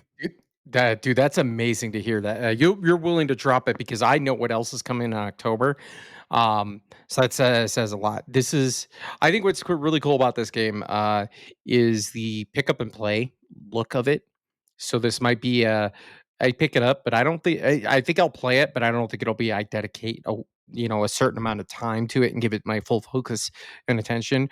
So this might be one of those moments in between games if I get to it this year where I'm like I don't know what I want to play. I'm in between stuff, so I that's when I usually get to that point of I play a little bit of X, I play a little bit of Y, I revisit this or whatever, right? I think Mina the Hollower might end up being one of those games that just ends up fitting into that slot. Like you said, it is a great, cool, old school Game Boy Color style aesthetic, and I'm all for it. Yacht Club, excuse me, makes really good games, absolutely great games. Hollow Knight or Shovel Knight is amazing. I love that game. Yep. I've been waiting for this game. I've been waiting for the release date. We all have. It got pushed back. I think the Kickstarter got announced. Man, I'm gonna say like 4 or 5 years ago, honestly. And I couldn't be more excited for this game. Thankfully, it's out in late October. It'll probably be on the heels of Ghost of Yote for me. So, but if I don't think anything else is going to top this, I couldn't be more excited for this game. I know it's like 16-bit pixel art, but it's an indie game. But dude, sometimes these indie games they just hit different. They hit that nostalgia for me, and I'll put AAA games down and play these any day. And Mina the Hollower is one I've been waiting a while for, so I couldn't be more excited. And you should definitely check it out. I think this is a Bob game because you're a big Zelda fan, and I think you'll love it. So perfect. Yeah. Scott Pilgrim EX. We got new Scott Pilgrim game, a side scroller, pixel art, beat 'em up, and it is Tribute Games, the developer behind the other Scott Pilgrim games, and this will release in 2026. This looks cool. I know Scott Pilgrim games are really hard. I do like side scroller pixel art beat 'em ups. I don't think this one's going to make the list just because I haven't played the other ones. Love the movie, love the concept, but I just, man, it's getting into that new IP, right? You got to play the older games, and I can't dive into this IP. I think you're excited for this one though, aren't you? Somewhat. I've got the Scott Pilgrim versus the World, the original side scroller beat 'em up. They a limited run. Did a release. I saw it. I think it was more of a mood thing at the time, if I'm being honest, because after I started playing it, if it's you said it's the same developer. Yes. I hope they learned a lot of lessons. And I say this with the greatest love in the world, but Scott Pilgrim versus the World crashed a lot. There's no nice way to put it around there. It wasn't that it was buggy where your character would do weird stuff. It would just literally be playing. And I confirm this with the disc based versus and the virtual one edition. It just randomly crashed. Sorry, we encountered a problem, and you'd have to restart the app. It's really frustrating in a side scroller beat 'em up, especially if you get to like 2/3 or 3/4 of the way through a level, and then all of a sudden you get the whatever platform you're on. With us on the PlayStation, I hear that doo doo, and then go to a blue screen. It's so frustrating. It happened more than any other game that I can think of in recent memory. I'm being that serious. I gotcha. I think if I remember correctly, I think that's what turned me off to trying out the game because I heard it had a lot of technical issues on PS4. It's digital only, I believe, too, which was kind of a deterrent. So I think that's what pulled me away from that. So yeah, I'm not interested in this one. I'm sure it's going to be great. It's cool IP, but not for me. We are getting into the final announcements for the show. These two, I believe, were at the end. And the first one being Stranger Than Heaven. This is the Project Century game that was announced, I think, earlier this year or late last year from Game Awards. RGG Studio. Yep, Game Awards, late last year. It was Project Century. It got a name, Stranger Than Heaven. RGG Studio, famously known for the Yakuza series, and it looks cool. Third person, but I'm not into the Yakuza series, and I don't think I'm gonna be into this one. But it looks really cool. So, but not for me. What do you think? I like Yakuza in as a concept. If I can, I dive into it every now and then. The two that really got my attention were the Like a Dragon series or Like a Dragon games, but that's because it was turn-based RPGs. But ultimately, you have my attention. I think Yakuza is a lot of fun. If you just it's time, I get it, but if you have the time and you just turn off your brain and don't want something like, oh my gosh, a game that takes itself too seriously. Yakuza's never taken itself too seriously, man.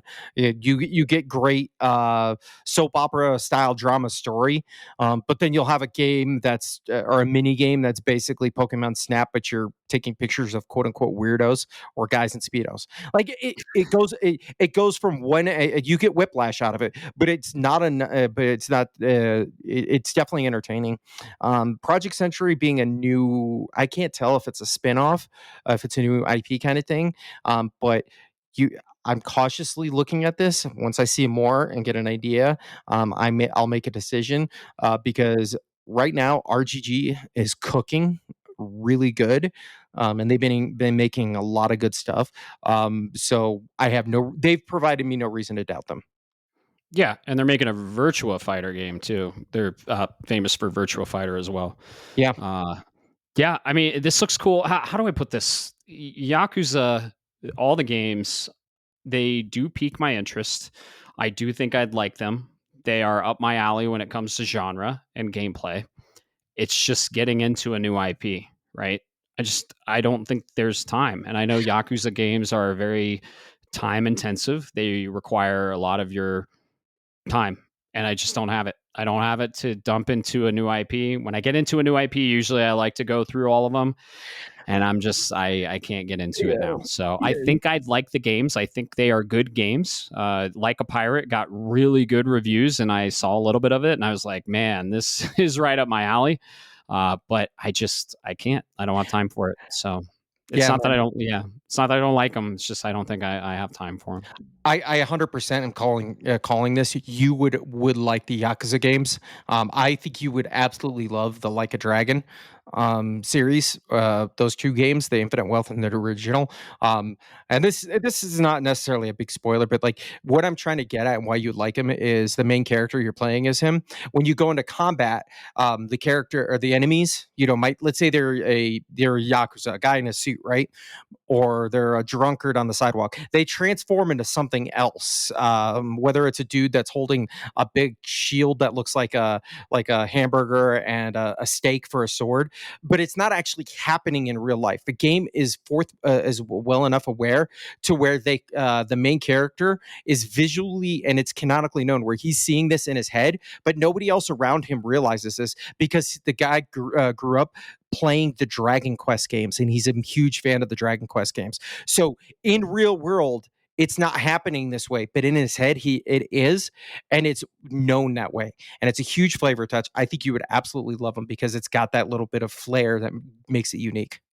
Gotcha. Sounds great. Like I said, I think I'd fall in love with them, but ain't But got no time for that. Sorry. yeah, sorry. Other games to play, Yeah, sorry. unfortunately. Speaking of time, I think it's what do you think is the time we talk about the big guy in the room? So this was heavily rumored, and this was not only my game of the show for the Summer Game Fest showcase, that and Mina, I think, but this one beat it. It might even be the game of the show of all of Summer Game Fest. I think this, Bloodstained, Scarlet Engagement, and Mina the Hollower were my top three, I'd say. They did a fucking bait and switch on us on this, okay? During like mid show, Capcom, the creator of Resident Evil, came out and was like, "Hey, how's it going? Thanks for tuning in. We're working hard on the next Resident Evil entry, and we just need a little more time. Thanks for your patience." And that's it. They went on with the show. And then Keeley came out and he's like, "All right, that was the show, but we do have one more announcement for you." And it's from a beloved developer, blah blah blah blah blah. He's just super passionate about it. We got a fucking banger coming up, and it opens up. First of all, we thought it was Control 2, and it's going through this FBI building. And the moment I saw the blonde chick typing on the keyboard, I was like, I know that fucking engine. This is the Resident Evil engine. This is Resident Evil 9. And boy, did I fucking call it. We got Resident Evil Requiem, Resident Evil 9. We finally got the trailer. It's a teaser trailer.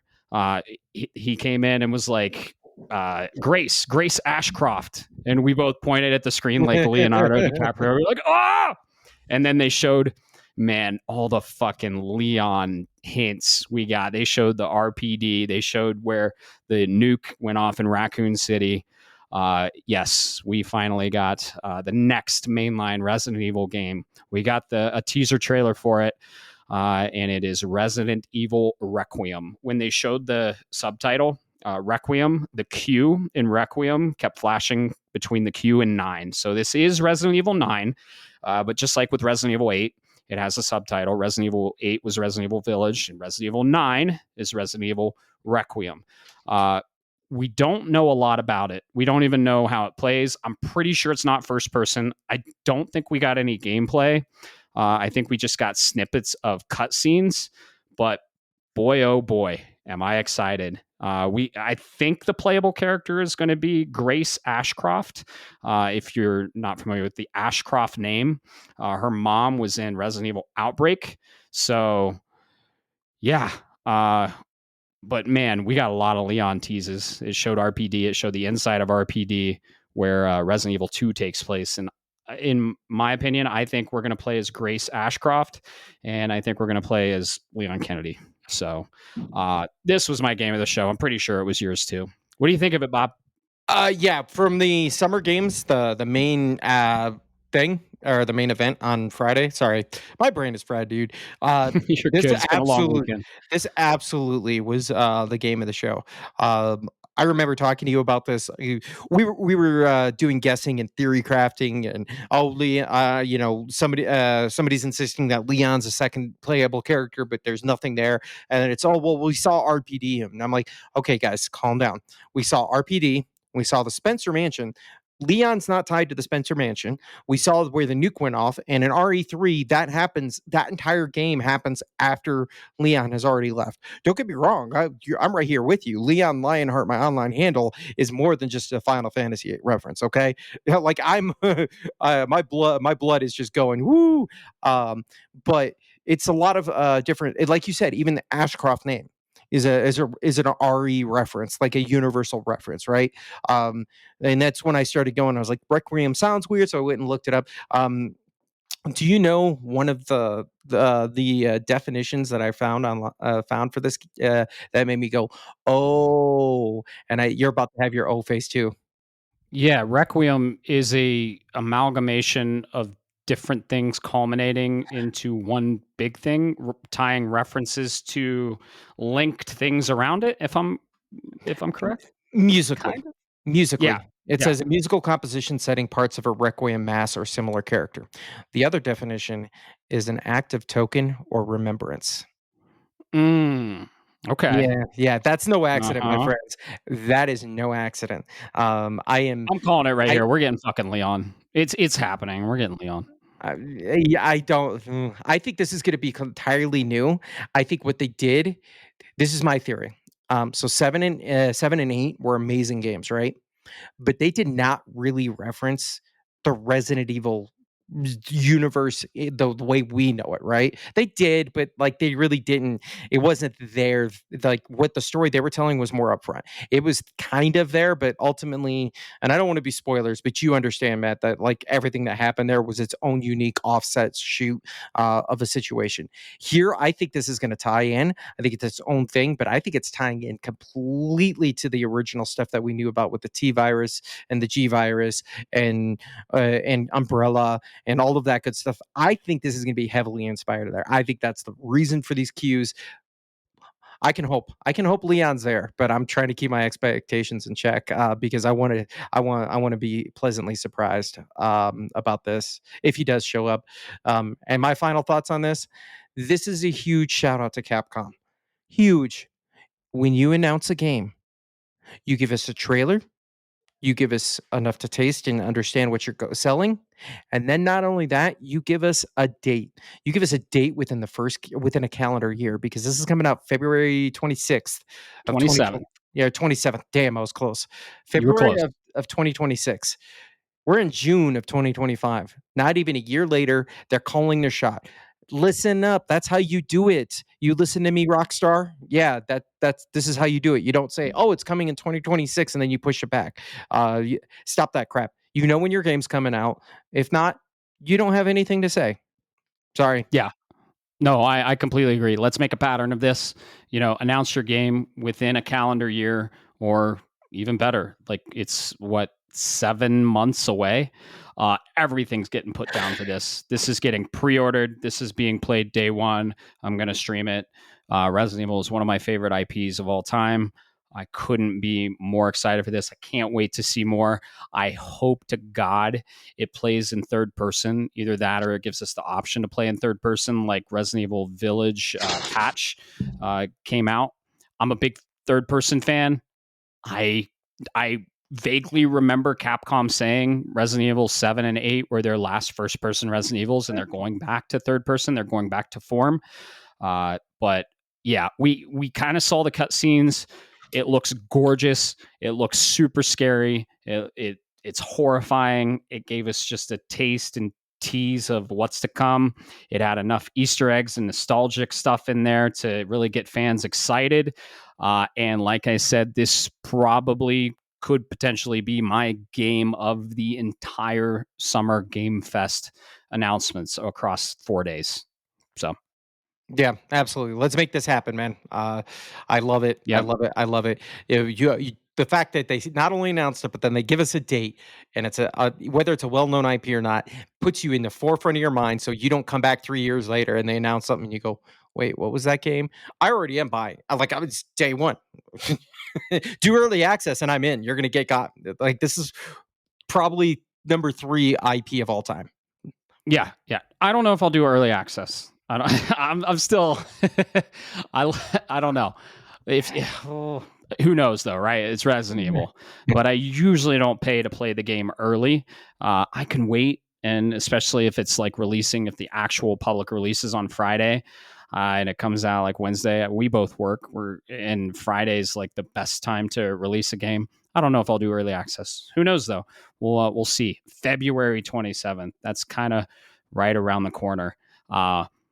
I think it might get pushed. I think it might get pushed a couple months because we didn't really see gameplay. But I think this might actually be in a state of play, and we'll get a deep dive into the gameplay.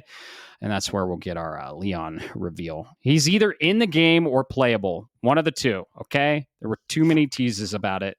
I hope Leon's one of my favorite characters, probably one of my favorite video game protagonists, one of, maybe top 5. Cloud being number 1, of course. But yeah, man, this I was so excited. And the bait and switch they did with this, man. We looked at each other and we were like, really? Is that what we're getting of Resident Evil 9? And then they fucking closed with it. I did not expect that. Keeley, well done for that part of the show. Yeah.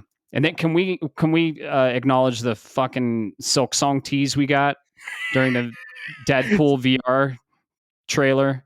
He's like, he got a little envelope and he's like, skip the Silk Song trailer and go straight to the Deadpool VR trailer. And I'm like, what the fuck?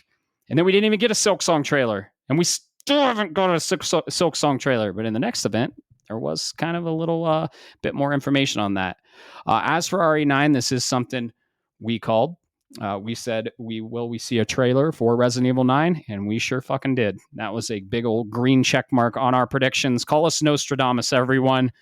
We predicted this shit, and it was a banger closer for the show. So better than the closer of State of Play and the Xbox Showcase, which we're about to get into. Just the closers weren't really for me. Resident Evil 9, you bet your damn ass it was for me, and I am so excited for this game.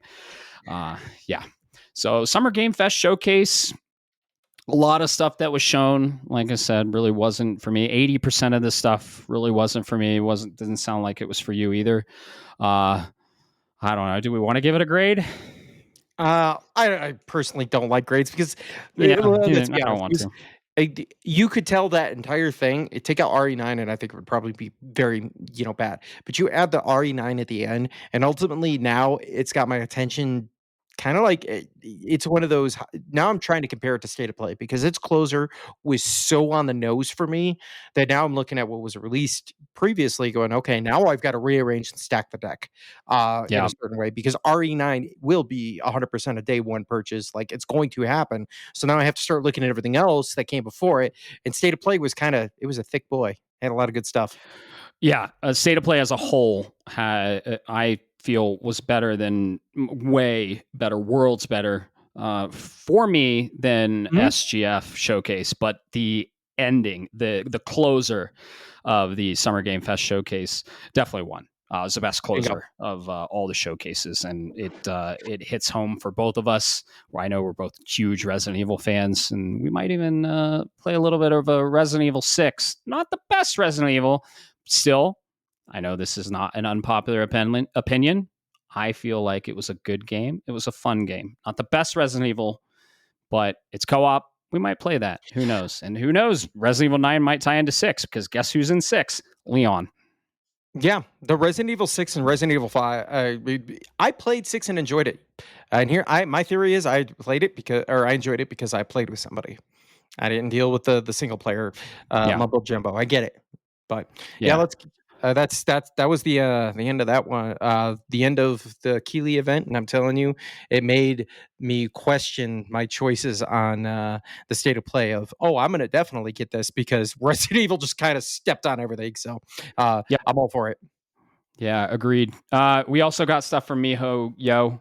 We got Wuthering Waves and stuff from Genshin, but I don't know. It's the same stuff. If you're interested in that, go watch the trailers. That was a prediction. We both said, yeah, that's going to happen. And let's see. Yeah. So we'll go over predictions after this. We'll go over them quickly. There's so much to cover. We're only halfway done with the announcements. Let's get into the second half. Summer Game Fest Showcase, banger closer. Show mainly wasn't for me and for you. But yeah. So Sunday, we got the Xbox Showcase. This was a solid showcase. There were a lot of cool announcements and a lot of stuff, though, still wasn't for me. But I'd say more of a percentage was for me in this showcase than it was in Summer Game Fest. So I think it was a pretty good show all around. And we can go over the announcements. So I don't know. What do you think, Matt? What? Sorry, the administration aside, we're kind of starting to get to a beefy show. Do you think do you want to pick and choose a couple of things? I was thinking about this. We can go quick, but this is going to go over 2 hours and it's just a lot to cover. So people, I guess, can deal with it. Yeah, it's a special episode for multiple special events. We're in the age, or we're in the season of announcements, and people should understand that there's a lot of announcements. We want to go through all of them. Do some of these announcements we're spending like 2 minutes on, right? And so we'll quickly go over these, and we'll hit the ones that we're excited for. So let's get right into it. We'll try and hit that 2 hour 2-hour mark, but it's probably not going to happen. More like 2.5 hours because there's a lot of announcements to go. Mhm. Animo. It's not necessarily going to be in the same order too, because my notes are all over the place. There was a lot to cover. Animo. Animo's we're on the Xbox showcase. We're on the Xbox showcase now. This happened Sunday, 11 a.m. MST. And it was basically a third-party showcase. Let's be honest. There were some Xbox timed exclusives, but there was a lot of stuff for PS5, PC. We got some hardware announcements too. So Xbox showcase. Animo. Free to play, creature catching, open world action RPG coming to mobile, Windows PC, Xbox, and that's it. So timed exclusive coming out in 2026. What did I say this was? I said it's like Pokemon meets Infinity Nikki. This looks cool. Not for me. Yeah, it definitely looks interesting. I think there's some cool potential here. My only say what you will. I get people are on a budget. My big concern is the free to play part of that, just because you've got the company has to earn its money, and I respect that, right? So how it looks, but yeah, Infinite Nikki plus Pokemon. I will say this is the one thing. This game, I screamed. I was like, "Wait, is this Pal World 2?" Yep. But yeah, it's cute. Go check it out, guys, if that's your kind of thing. Yeah, I think that's what I said. I said Power World meets Infinity Nikki. Yeah, it's cool to see these what I assume to be UE5 games coming out. They're really pretty. But yeah, the genre's not for me. I'm not into it. We got a sequel to a really cool side scroller action adventure, cool art style. Planet of Lana 2. Planet of Lana was really awesome. Kind of fell off for me. It is on my backlog. I do want to play it, but it's also an Xbox exclusive that still, from what I know, has not come to PS5. So I'm just waiting on that. But we got a sequel to that, Planet of Lana 2. Children of the Leaf is coming to Xbox in 2026. We got a year. So it's an ambitious cinematic puzzle adventure that doubles in size from the last one. So pretty cool. I called this pretty early on. That's really cool. Yeah, you did. It definitely it's your kind of game. It's a Matt game. Probably not for me, but it's definitely looks cool as all hell, man. Go get it. Go play it and report back. Yep. Think Inside or Limbo, and it's a little more colorful than those. Something happened that I thought would never happen. I actually thought it would happen eventually, but not this quick. Xbox is finally getting Final Fantasy VII Remake. And on top of that, they're getting Final Fantasy 16 for Xbox platforms. Awesome. Let more people play these amazing games. Both of them were my game of the year for that year they released.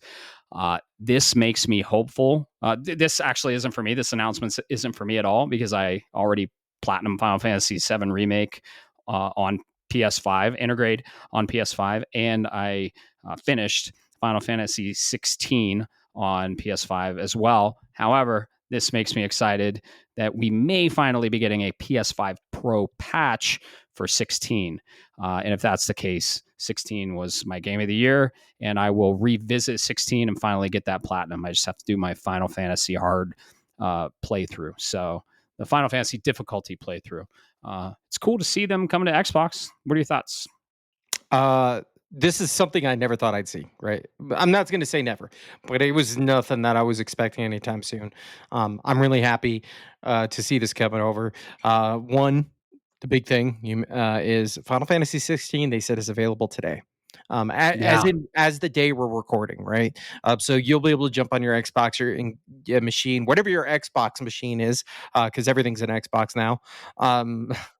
I'm kidding, folks. I'm kidding. If you're an Xbox gamer, I'm sorry. That was a little low. But totally awesome. I love it.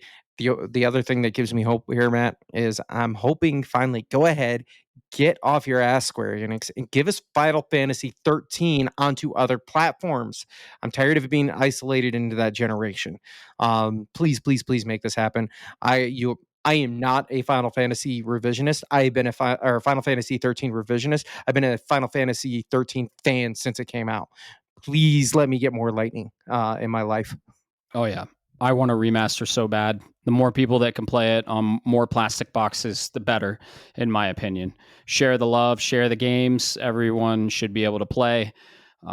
yeah, I would love to see a Final Fantasy 13 remaster, and I love most of the Final Fantasy mainline titles. Super excited that they're finally getting this, and Rebirth is probably on the way, maybe next year. So couldn't be more excited for them. This announcement isn't for me unless there's a pro patch for 16. Then it's definitely for me because I've been waiting on it since the pro was announced. This next one, Resonance: A Plague Tale Legacy, is from the developers Sobo Studio and Focus Entertainment. Did you play the A Plague Tale games, A Plague Tale Innocence and A Plague Tale Requiem? I want to say I played Innocence for a little bit, and it wasn't that it was a bad game or anything, but I stopped for some reason. I wish I could tell you, but I barely remember what I had for breakfast, man. But Yeah. this is definitely, it was interesting because if, and correct me if I'm wrong on this, and my memory's a little fuzzy, but it was kind of like a this cool third person action stealth kind of game, but with some horror elements kind of mixed in. Um, yeah, it definitely was interesting, and that's kind of where I'm at with my history on it. This game looks good, and if I get a chance to jump back in to the other two games, I think this might be right up my alley. What about you, man?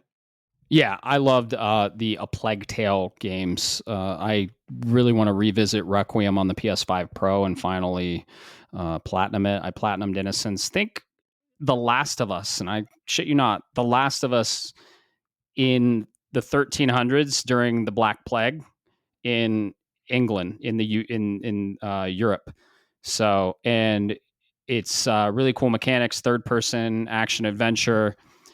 Uh, and this character was in Requiem, and they're doing kind of a spin-off, it looks like. I'm very excited for this Oh. game. It looks really cool.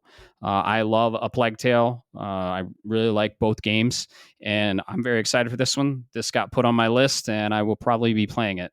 We got a year. It's coming out in 2026, so keep a lookout for that one.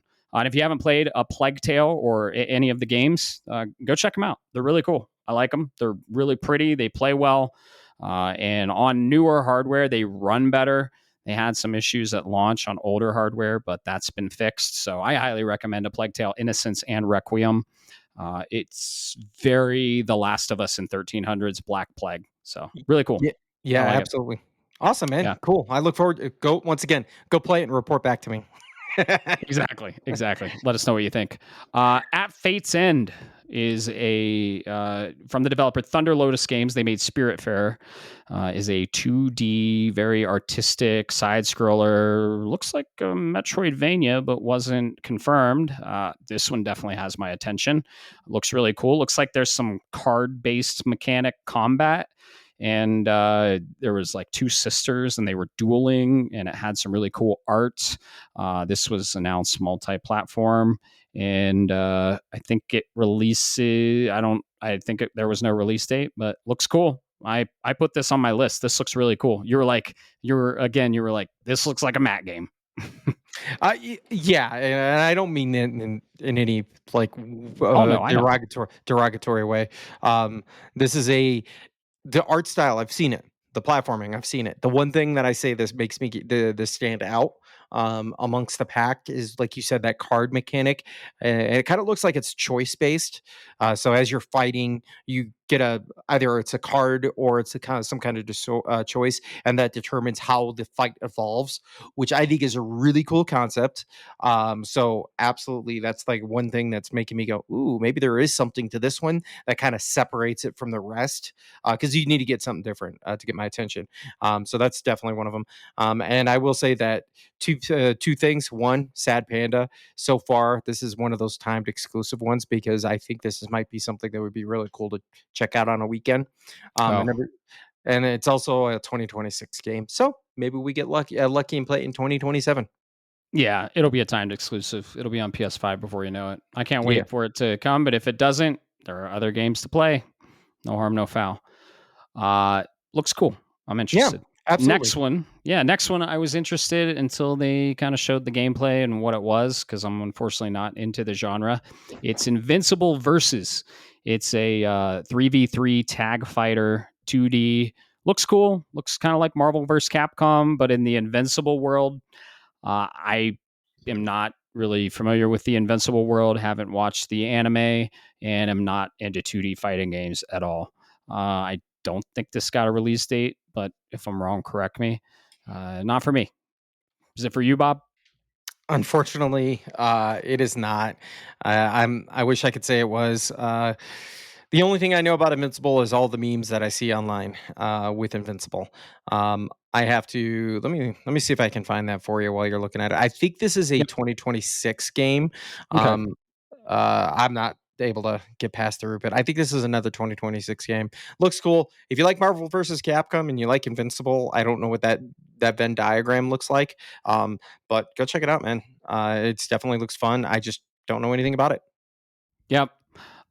Just not for me. This next one though is, and I'm super excited for it, and I know you are because you have it drafted.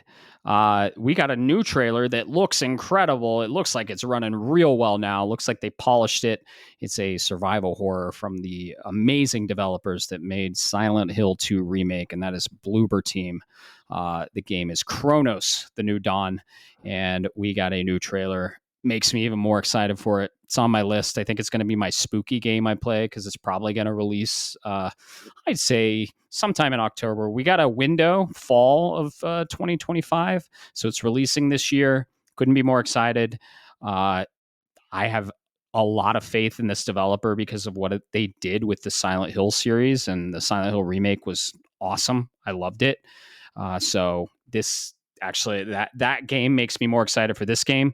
Think BioShock meets Silent Hill with probably some time manipulation in there. It looks awesome. The first time I saw this game, I was in, and the more and more I see of it, the more and more I'm interested. What do you think of this new trailer? I think this new trailer just kind of sells what's already been sold. If I'm being honest, this gives me more. The one thing that makes me sad is it's still just 2025. If I'm a betting man, I think this is probably a November game, which makes me sad. But at the same time, I was not counting on this thing to be a game of the year game, but I was counting on this game to be a Bob's gonna play at the end of the year when I've got some holiday time. Just this is coming from its Wikipedia for those that are like, what do you mean Dead Space meets this? So you play as somebody called it's a third person perspective. You play as somebody called the Traveler. The Traveler can use both melee abilities and a variety of firearms to defeat enemies. If defeated enemies are not properly disposed, a surviving enemy will emerge with the undead corpses, creating a hardened, more difficult version of the same enemy. In other words, and I'm not going to tell you there's a mechanic in there. If you don't use a certain mechanic to absolutely kill an enemy, you don't get the Resident Evil remake where the enemy comes back up. You get a new thing and it's harder. So I love this concept. Survival horrors are great, but high level survival horror play is about how effectively you can get through the game without firing a firearm, without doing XYZ, without engaging with everything that's in there. I think this is really cool because it might force you to. So that's where my thoughts are at, man. Thank you for the notice on this game because it would have went under my radar if you hadn't brought it up, and I'm excited. Yeah, it's such a cool concept in a game, right? You leave the enemies down on the floor, and then they revive and merge to create another new enemy. So cool. Yeah, I saw this game announced. I think it might have been the Game Awards or before that. I don't know. I was fully in when I saw Bloober Team because I think I was on the heels of playing Silent Hill 2. This is definitely going to be my I think it'll hit in spooky season being late October. Mina's not going to take a while. I would play Mina over this, but if this game hits, I don't know, before or after, I'm definitely playing this either before Mina or after. So, and it's going to be my kind of spooky Halloween game. I might even play both of them because I like to play a spooky game on Halloween or during that season. So it might be a double up for me because the genres are so deviated that, like, if I rarely play two games at once, but if I do, the genres have to be completely different. And I think I can pull this one off. So this one is I'm 100% interested playing it probably as soon as it comes out. during spooky season, hopefully. So yeah, I couldn't be more excited for that. And I'm glad you are excited for it too. So Indiana Jones in the Great Circle got some DLC. Uh, this one isn't for me, and I'll tell you why. So it looks cool. I haven't played Indiana Jones, and I probably won't anytime soon because DLC just got announced for it. You know what? I'm going to wait. I said I was going to wait. I am interested. I love Indiana Jones. First person kind of has me turned off. Machine Games, though, very interested in that developer. They make Wolfenstein and an incredible Bethesda first person shooter developer on the level of id Software. But I will probably wait because DLC just got announced and I'm going to get the Game of the Year Ultimate Complete Edition now. This DLC looks cool. I have no idea what's going on in the actual game. It releases September 4th. It's called Indiana Jones The Great Circle, The Order of Giants. And for those of you that have played Indiana Jones, if you want more of it, DLC is coming out in a couple months. So what are your thoughts on this? I think this looks really cool, man. I think there's good. Maybe I'll get a chance to play this because I think Indiana Jones isn't necessarily an IP that I'm really gung ho for, but I recognize it as one of those. If I call it my airplane movie, and what I mean by is if I'm waiting on an airplane ride and I need a movie, I'm going to pick something that's at least somewhat in my realm of taste and I might enjoy. That's Indiana Jones. Same thing with the games, first person. You add machine games to it. All right, you got my attention. But I will say there's confidence in this because everything that I've heard about Indiana Jones and the Great Circle, it's an amazing game, or at least a very solid game. Just I'm getting tired of the names, man. Indiana Jones and the Great Circle, The Order of Giants. You're sounding like a freaking anime title right now.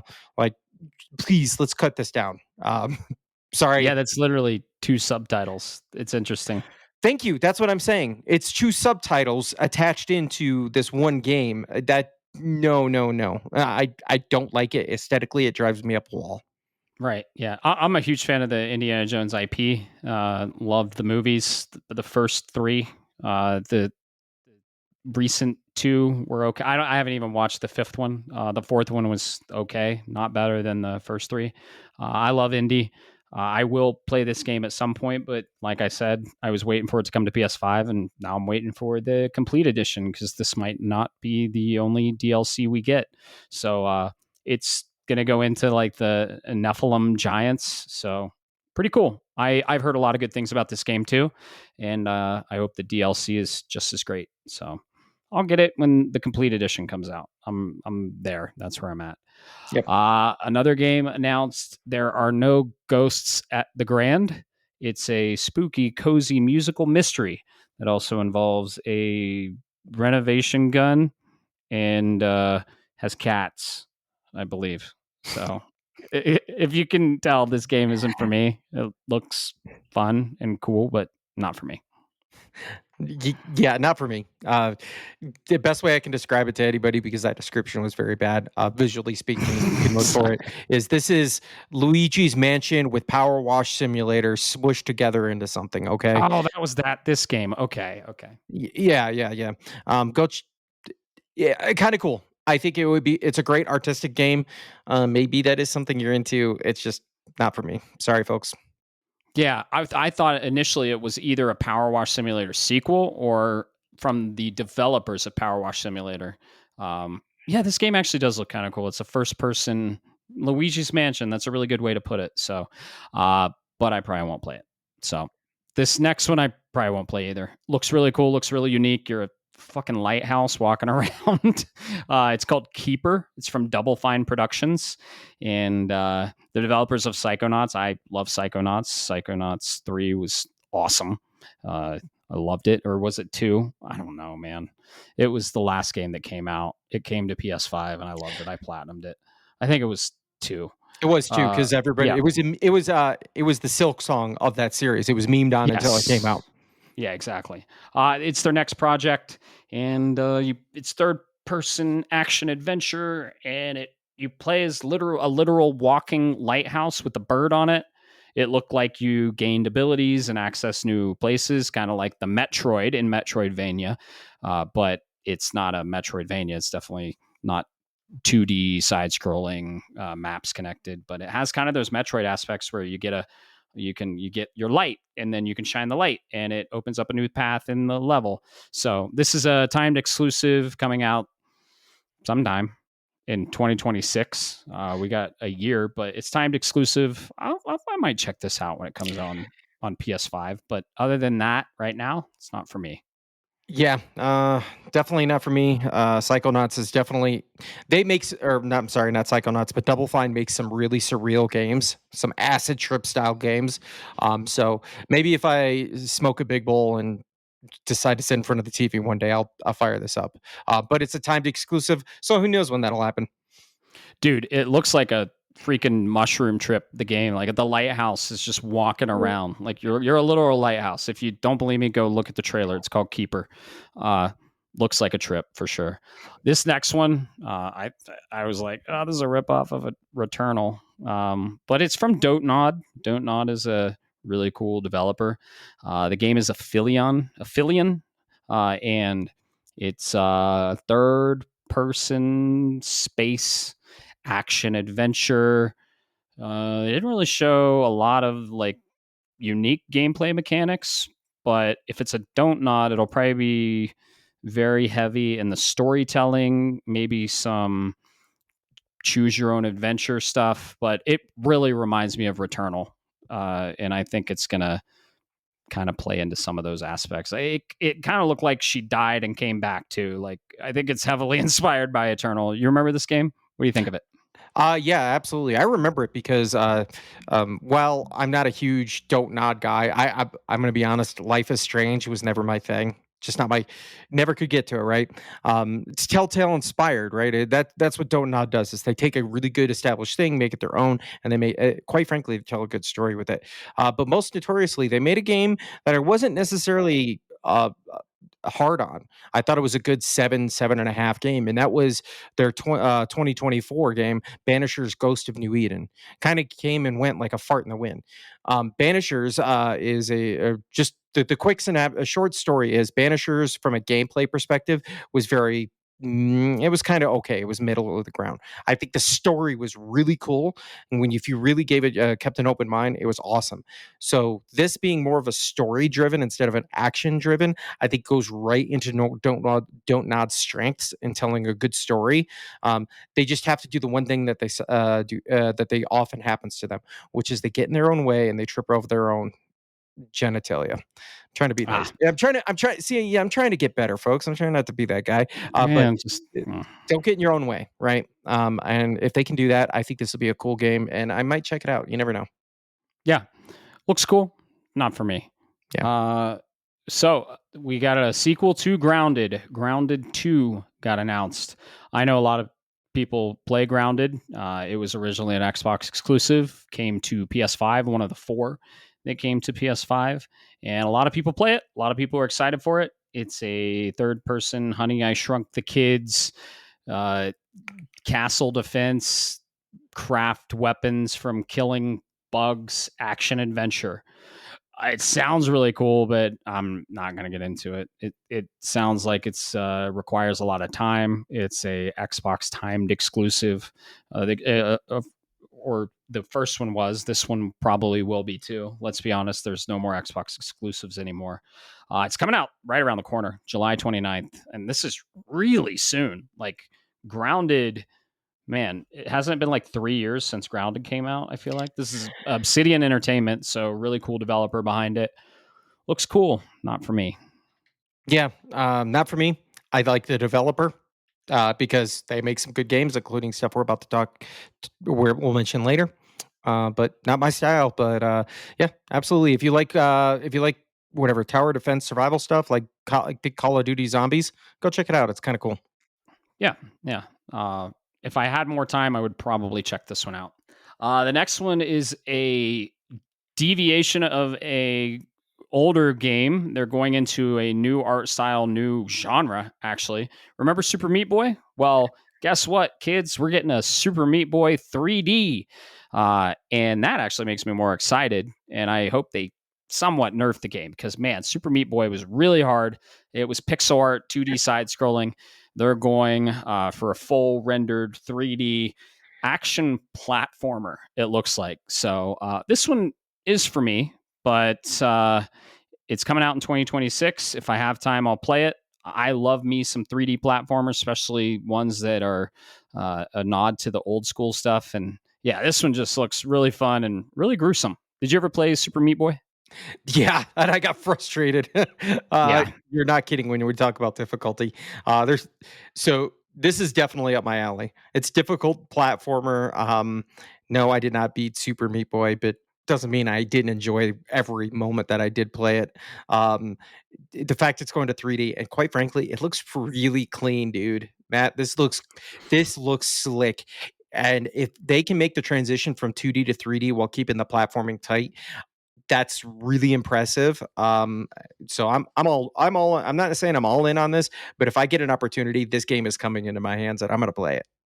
Yeah, it's on my list. I like what I saw, and I am pretty sold. Like I said, it looks awesome, and I'm going to play it.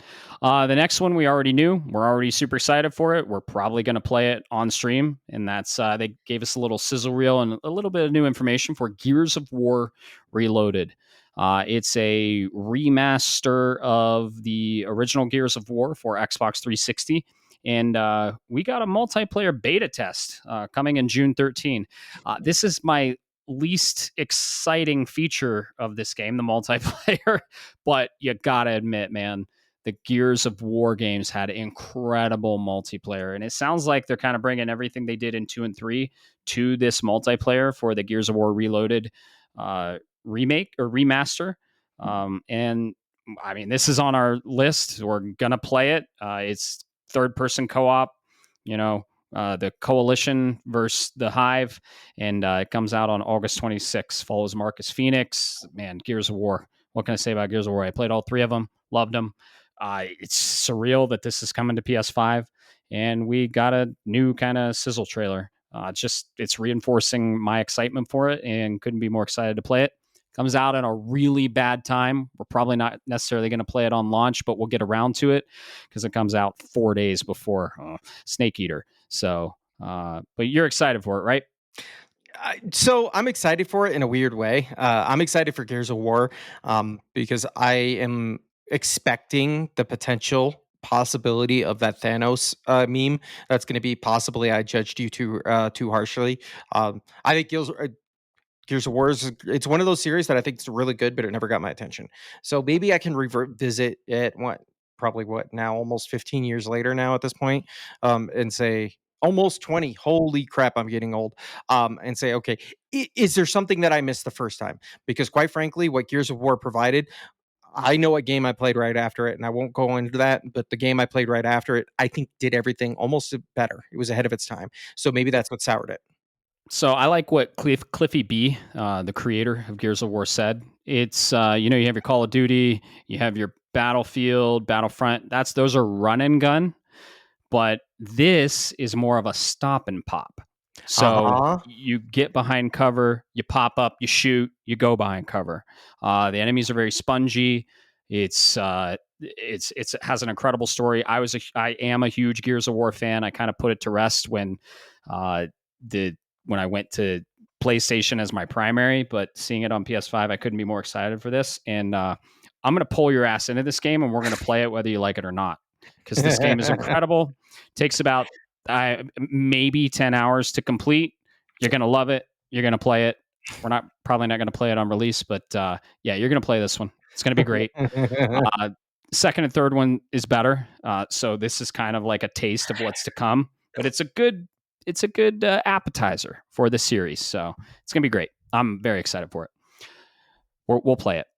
The next one, we finally got a release date for a game that was announced in the Developer Direct, the Xbox Developer Direct, and that is Ninja Gaiden 4. I gotta say, this trailer they showed is getting me more excited for this game. This game is on my list. It's coming out in a bad time, so I probably won't play it on release. But it's coming out October 21st. We got a release date. This was actually one of my predictions that we both got right. So that's cool. We got a release date for Ninja Gaiden 4, October 21st, third person, action heavy, Devil May Cry, ninja gameplay, emphasis on different weapons you can use. And boy, oh boy, did we see some more new weapons in this trailer. This trailer was fucking awesome. Yeah, this trailer makes me put this game on the list. When I'll get to it, I don't know, but this is the game. When people say Ninja Gaiden is a good, like a difficult game, and they try to sell it to me, this is what I'm looking for. Because the Ninja Gaiden that came out on Xbox, the original Xbox, was Devil May Cry at home. This is something different. This looks good. I want to be able to play this. It's on the list. When I get to it, you never know. But man, those visceral attacks and stabbing of animations of the blood. Oh gosh, it looks great. I love it. Yeah, this game, I've heard the Ninja Gaiden games are hard. I only played the 2D Ninja Gaiden games, never finished them. They're super fucking hard. I know Ninja Gaiden 2 Black just got remastered. Heard it's super hard. I'm actually interested in it. It's an IP. I'm willing to jump into the fourth one and just have fun with it because of how fun it looks. But yeah, it's an IP I never got into. Couldn't be more excited for 4 though, and I might just jump in on 4 just to check it out. And it follows our boy Ryu, so I'm excited. Yeah, absolutely. But you do not play these games at least not for me. I'm not going to play the game for the story. I'm going to play it because I want the action. Yeah, I've heard you can't play the game for the platinum either because they're almost impossible. So whatever. I just want to play it. I'm kind of craving some Devil May Cry, but also we are getting Lost Soul Aside around the same time. So who knows? It all depends on how I feel and what I feel like playing. But I'm definitely interested in that game. Another sequel we got, game I never played, game I'm interested in playing, but I haven't got around to it because other games have come out that I wanted to play more. High on Life 2, first person shooter. The hook is your gun talks, and it's from the writers of Rick and Morty. Everything I saw of the first one was really funny. I was really interested. It was a timed exclusive on Xbox One. Finally came to the PS5. It's on my wish list. There's no fucking time. But I'm really interested in the first one.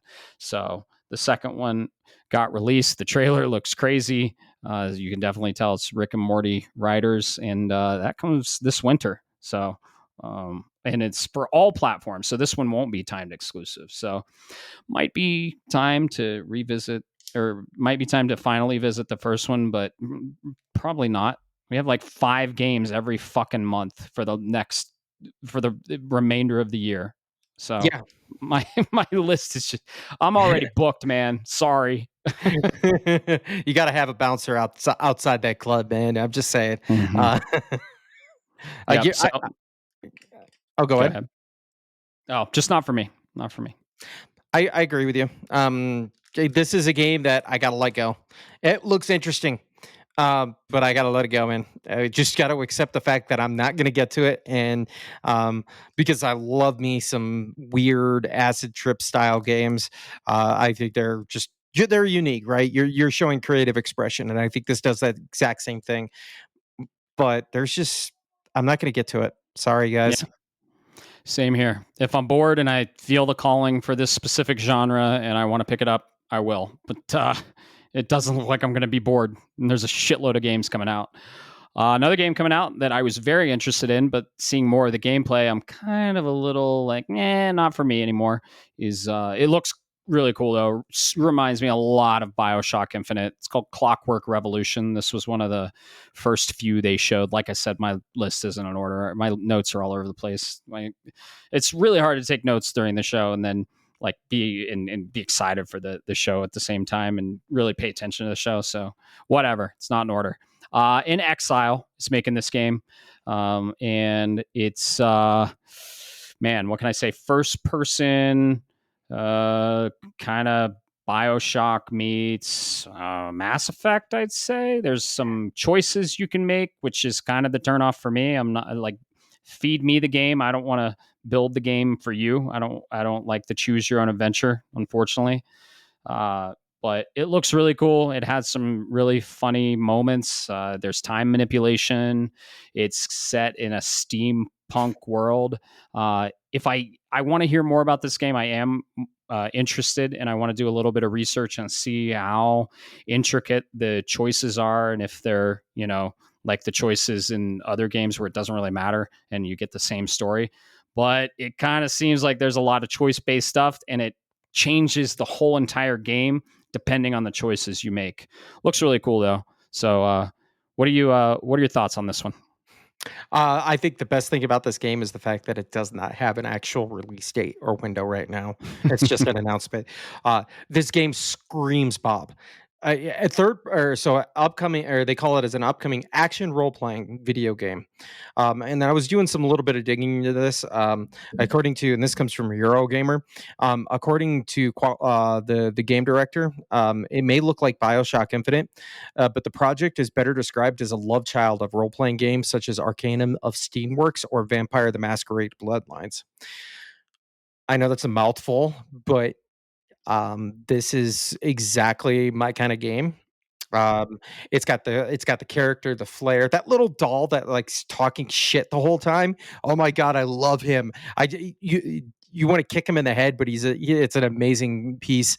So there's definitely something here. This what I say about this game is, you remember what you said about Claire Obscure having personality and like unique identity.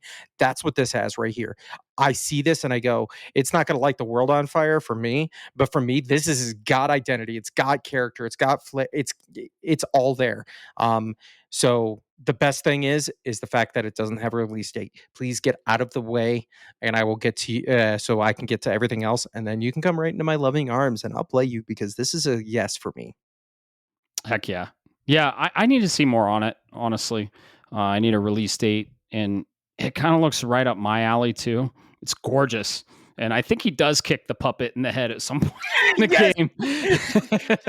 just the what is Austin Powers mini me thing? The boom, kick Mhm. out, get out of here. Yep. Yeah, it looked really cool. This wasn't the first time it was shown. I think it was shown in last year's showcase, the Xbox showcase, if I'm not mistaken, with Claire Obscure.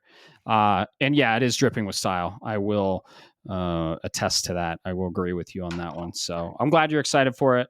I want to see more on it. I want to see more how it plays and what the choice and consequences are. But yeah, and it's in the vein of the next game, or the next game I have on my list that you have that was announced. I'll let you take this one. Yeah, so this was announced at the Game Awards last year. This game 100% is a sequel and a follow up to a very, I want to say, flew under the radar Obsidian game, and that's the Outer Worlds 2. This, what can I say about this game? This game is Fallout, where you've got the sci-fi aspect to it. It's very Bethesda coded, action RPG, character driven, story driven, except it takes place in a well, at least the first one takes place in a colony of planets that were sent that was colonized by Earth. The problem is, because you're so many light years away, there's been a cutoff from Earth doesn't get to respond as fast because communications are slower.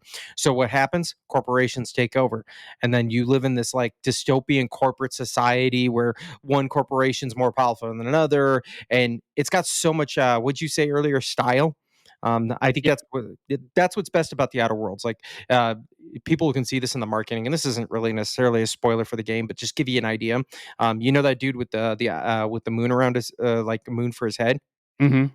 Yeah, that's actually a corporate mascot. And in the original one, there's a dude at a counter that for that corporation selling their equipment. If you talk to him long enough and eventually get to talk to him, you find out that he's legally bound, he's contractually bound to never take the helmet off, to include when he's sleeping.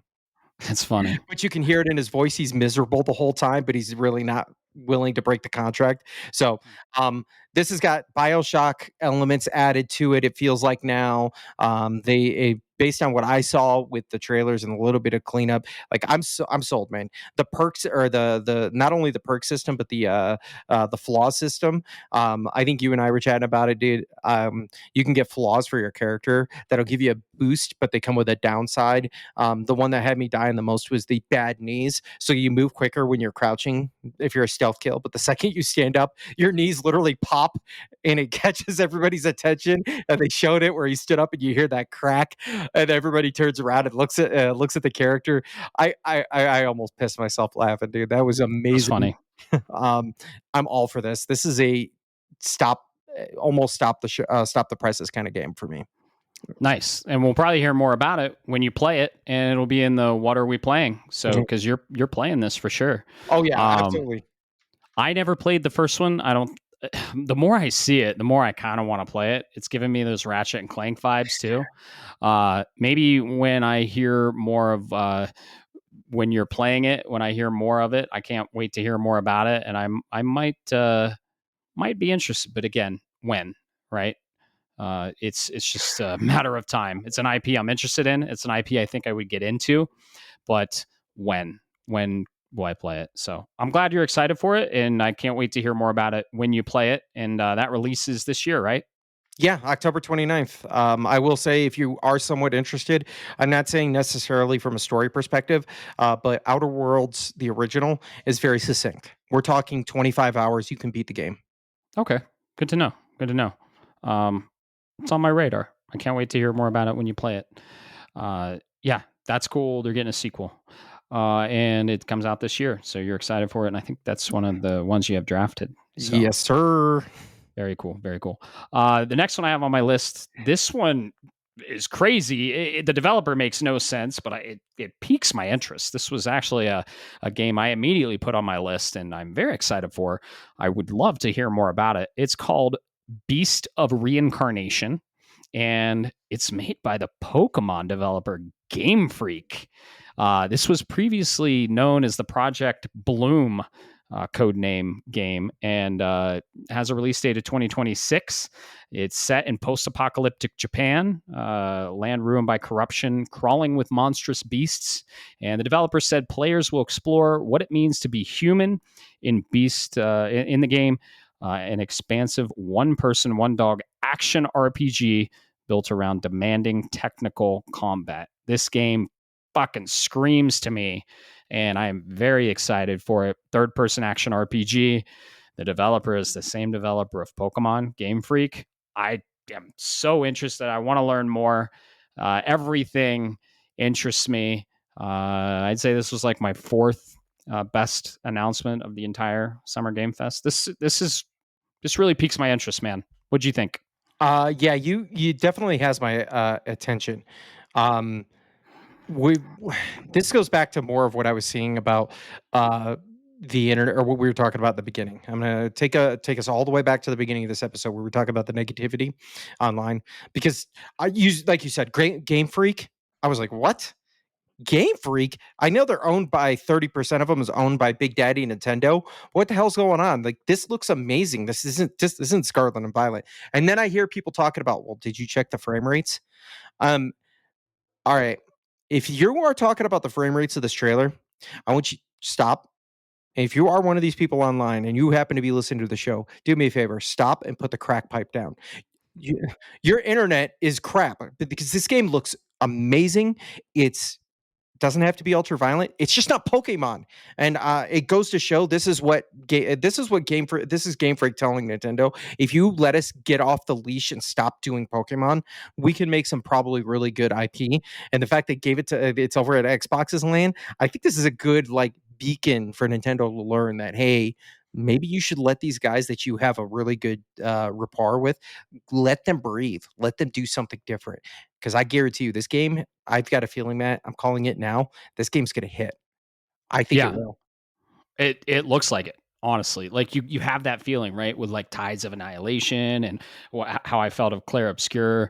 This game might not hit on that level that Clair Obscur did, but it really piques my interest, man. And I'm like, Game Freak, holy shit. like you said, I thought they were on the leash of Nintendo, but apparently not. And everything I saw looks awesome.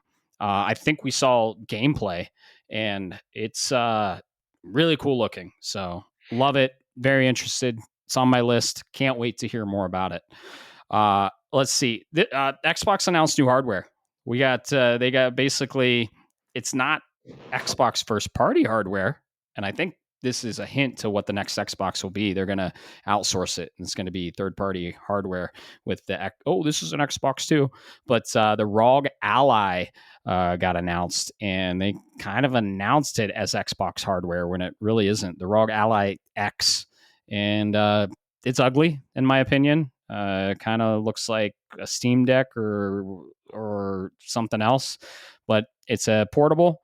The most interesting announcement during this hardware presentation was they showed a lot of Hollow Knight Silksong, and they said the ROG Ally is going to be out sometime later this year, along with Hollow Knight Silksong launching on it. So we kind of got a release window for Hollow Knight Silksong without a trailer. They showed some gameplay clips, but we now know Hollow Knight Silksong will probably, maybe not, release sometime later this year. I'd say I get that prediction. I get that prediction right, because I said we'll get I said, will we get anything announced for Hollow Knight Silksong, and we did.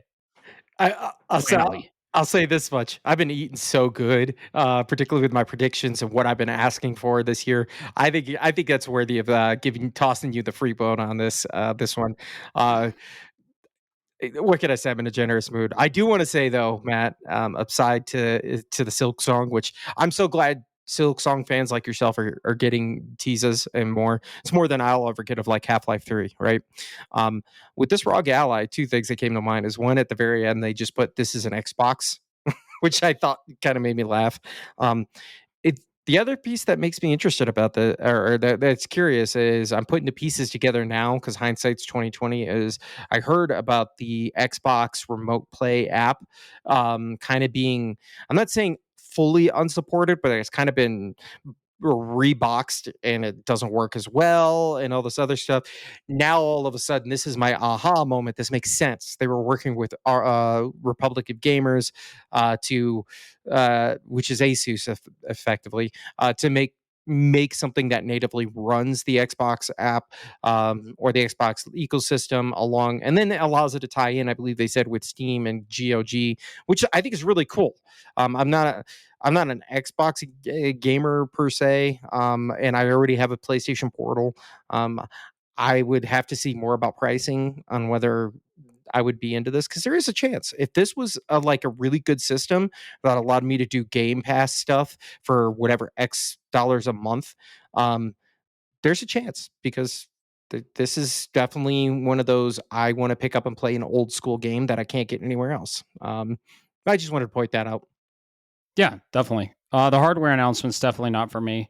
It's more of a handheld PC, and they marketed it as this is an Xbox, right? I think it's hilarious. It's very interesting that they're outsourcing their hardware development third party now, and I think we'll see maybe the next Xbox do the same, because they're not really in the hardware space anymore, and they're not really they're doing first party stuff, and they're pretty much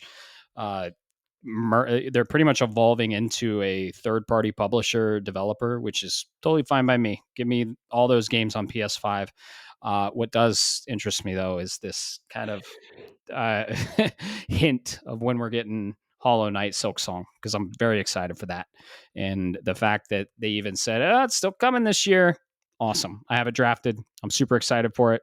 I'm going to play it day one, probably. Please don't launch in October, for the love of God.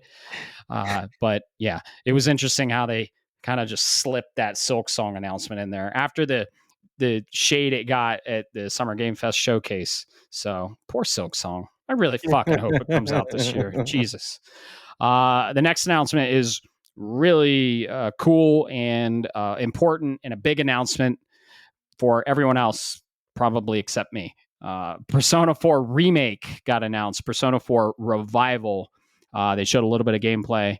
It is a remake of Persona 3 Reload. Wait, no, a remake in the vein of Persona 3 Reload. You see how versed in Persona I am. It's a remake of Persona 4, and it's called Persona 4 Revival, in the vein of the remake that Persona 3 got.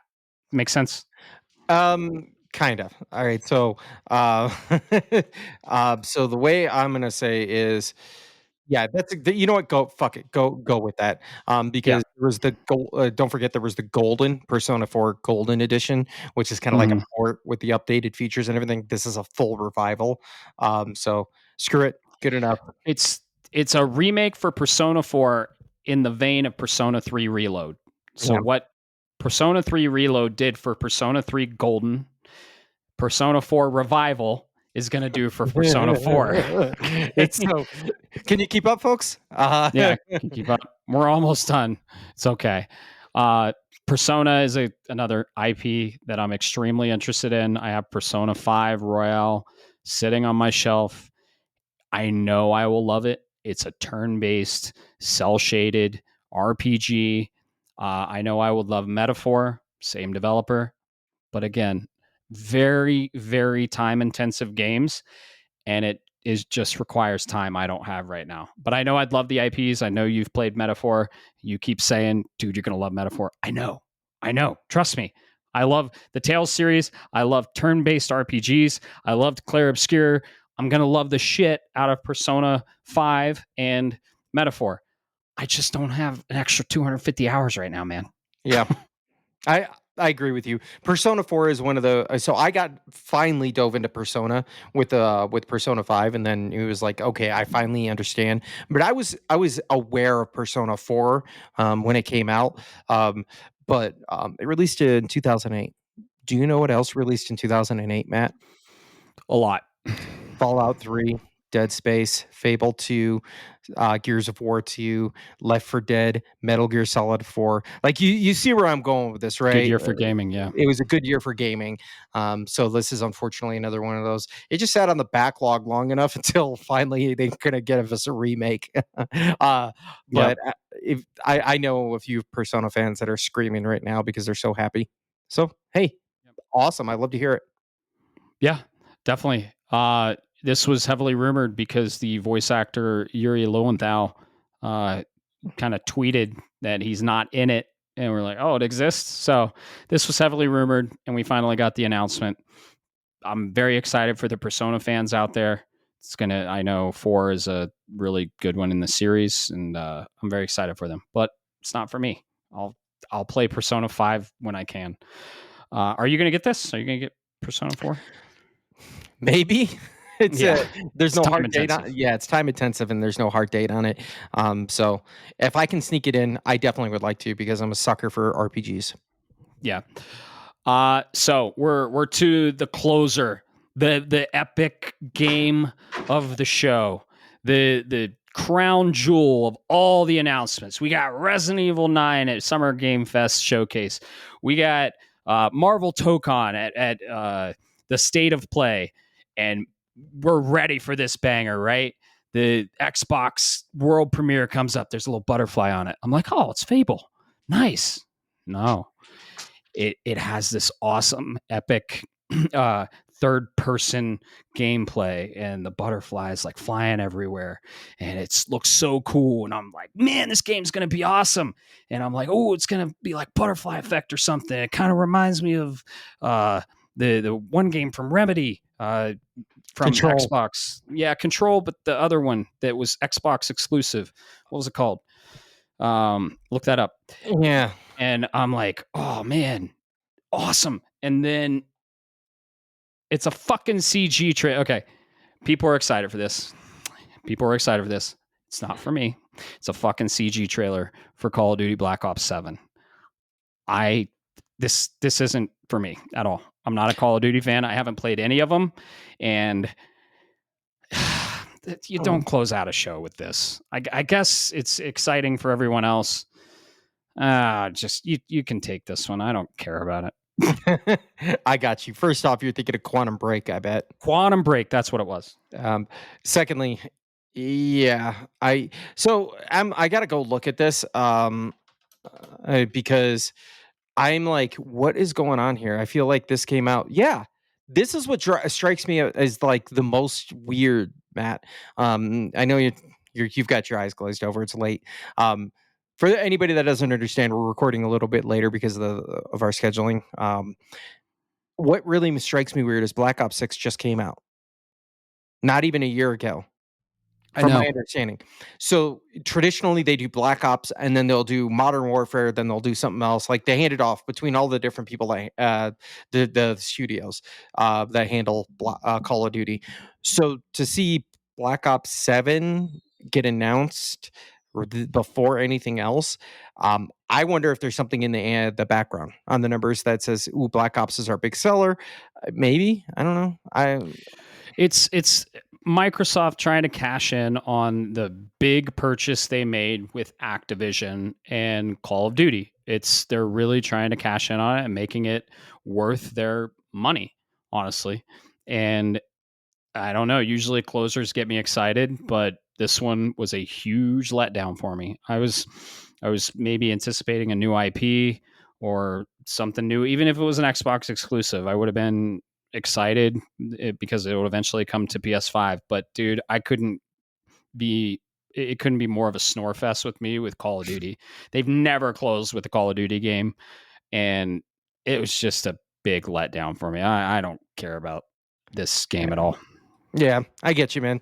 It's So popular. Microsoft's buying. You're trying to get its money back. I just the only thing that really drives me up a wall, like you said, is the trailer. The way they presented it, and they gave you the psych out. Oh, it's Black Ops 7. I'm like, you know what, you mother. I saw so many other good games that could have been part of that. You could have just at least sold it. You could have just said, "Hey, as a closer, we're doing Black Ops 7." Phil Spencer came out and said Black Ops 7 is coming. And that's all they would have had to have said, and you would have still made $1 billion. You didn't have to tease me like that. yeah, exactly. It's a bait and switch because the game's not going to play like that at all. It's just a PvP first person shooter, and they Mhm. showed a third person CG trailer. So yeah, we're not going to end on a negative note though. What do you think overall of the Xbox showcase? I thought it was solid. I thought there were a lot of cool announcements. I thought it was very well done. There were a lot of games with gameplay, and the heads of Xbox came on. They spoke briefly, and then they went right back to games. It was game after game after game trailer, and I thought they did really well. And I thought this event was really great, and but the ending not great. So overall, I thought it was a good show. What are your thoughts?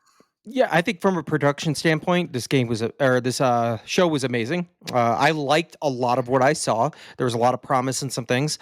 And what I mean by production standpoint, they said game after game. They said here's a trailer, here's a trailer, here's what we're working on. Sarah Bond came on and said, "Hey, I apologize." Essentially, without saying it, she said, "I'm sorry for the hardware announcement. I know that's what you're here for. Silk Song's coming on it. All right, back to the show." And then Phil Spencer came out and said, "Hey, sorry to see you're seeing my face. This is what we had. By the way, here's our last game because that's a trope. You know, it's their encore. Here's our encore." And then they boom, Bob's your go out the door. Like that's how you do it. Give us what we want. Let us as the audience make the. Stop trying to sell me on the latest ad game. I'm sorry. That was a good production. That's how it should be done. I'm just sad it's coming from Xbox and not from Sony or Nintendo. Yep. Overall, I'd say in all showcases, 75% of it wasn't for me, but that 25% is very exciting. And people that say there aren't enough games are quite uh, quite frankly not gamers and they don't play video games. There's no fucking reason to say there are not enough video games. We got like 150 announcements in the last 4 days, half coming this year, half coming next, and there are plenty of games. There's something out there for everyone. If it's not for us, it might be for you. And if it's for us, it might not be for you. That's the beautiful thing about gaming. That's the beautiful thing about video games. They're subjective. Nothing is right. Nothing is wrong. Nothing sucks. Nothing is good. It's just a matter of perspective and your love of what you like to play. So play what you love to play. There's something out there for everyone. It's a celebration of video games. And I got to say, this entire Summer Game Fest was a blast. All the shows were very fun to watch. And I would have to say PlayStation did steal the show. I think the State of Play was the best showcase we got. Yeah, I would agree with you. If I'm looking at it from an objective standpoint, I think Sony stole the show and quite literally stole it. They got announcements for things that could have been done at the Summer Games Fest, but Capcom and everybody else said, "Oh no, it's okay. You can go ahead and announce that." Exactly. And in our vein of games and how we play video games, I think the State of Play was more resonant with us. So, uh, what did you guys think? What did you guys think of the shows and the announcements? Go on Discord, start having that conversation, talk about all the stuff that was announced, talk about what you're excited for and why you're excited for it. And that's what we do here. And this is kind of a time to celebrate video games. And we got a ton of games, and let's talk about them. Let's keep the conversation going. And this was just an awesome amalgamation of events, awesome announcements. 75% of it might not have been for us, but it was for someone out there, and it's super exciting. And we're of the mind that if it's not for us, it doesn't necessarily mean it's bad. It's just not for us. So, but yeah, we want to hear from you. What'd you guys think? And what are you excited for? So I don't think we're done. I think we're going to get one more show, and I think Nintendo is going to do a Nintendo Direct sometime this month, maybe. What do you think? Yeah, I think there's a good chance that it's going to happen. Nintendo needs to say something because you just launched a console right in between up State of Play and the Summer Game Fest, and I'm not seeing much rippling effect. So you Yep. need to get out there. You need to sell your console because the hardcore people like us went out there and bought your console. But what's it look like in 6 months? What's it look like at the end of the year? Are you gonna? You need to start pumping and make it happen. Exactly. And for that reason, we aren't going to go over the predictions that we had because there are some Nintendo ones in there.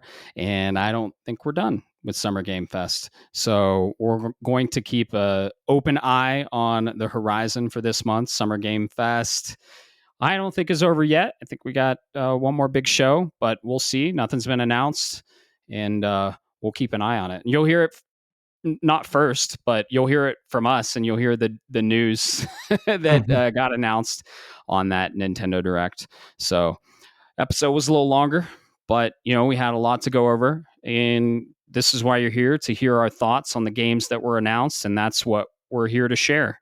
And yeah, so that's been episode 7. It's all about Summer Game Fest, all the announcements.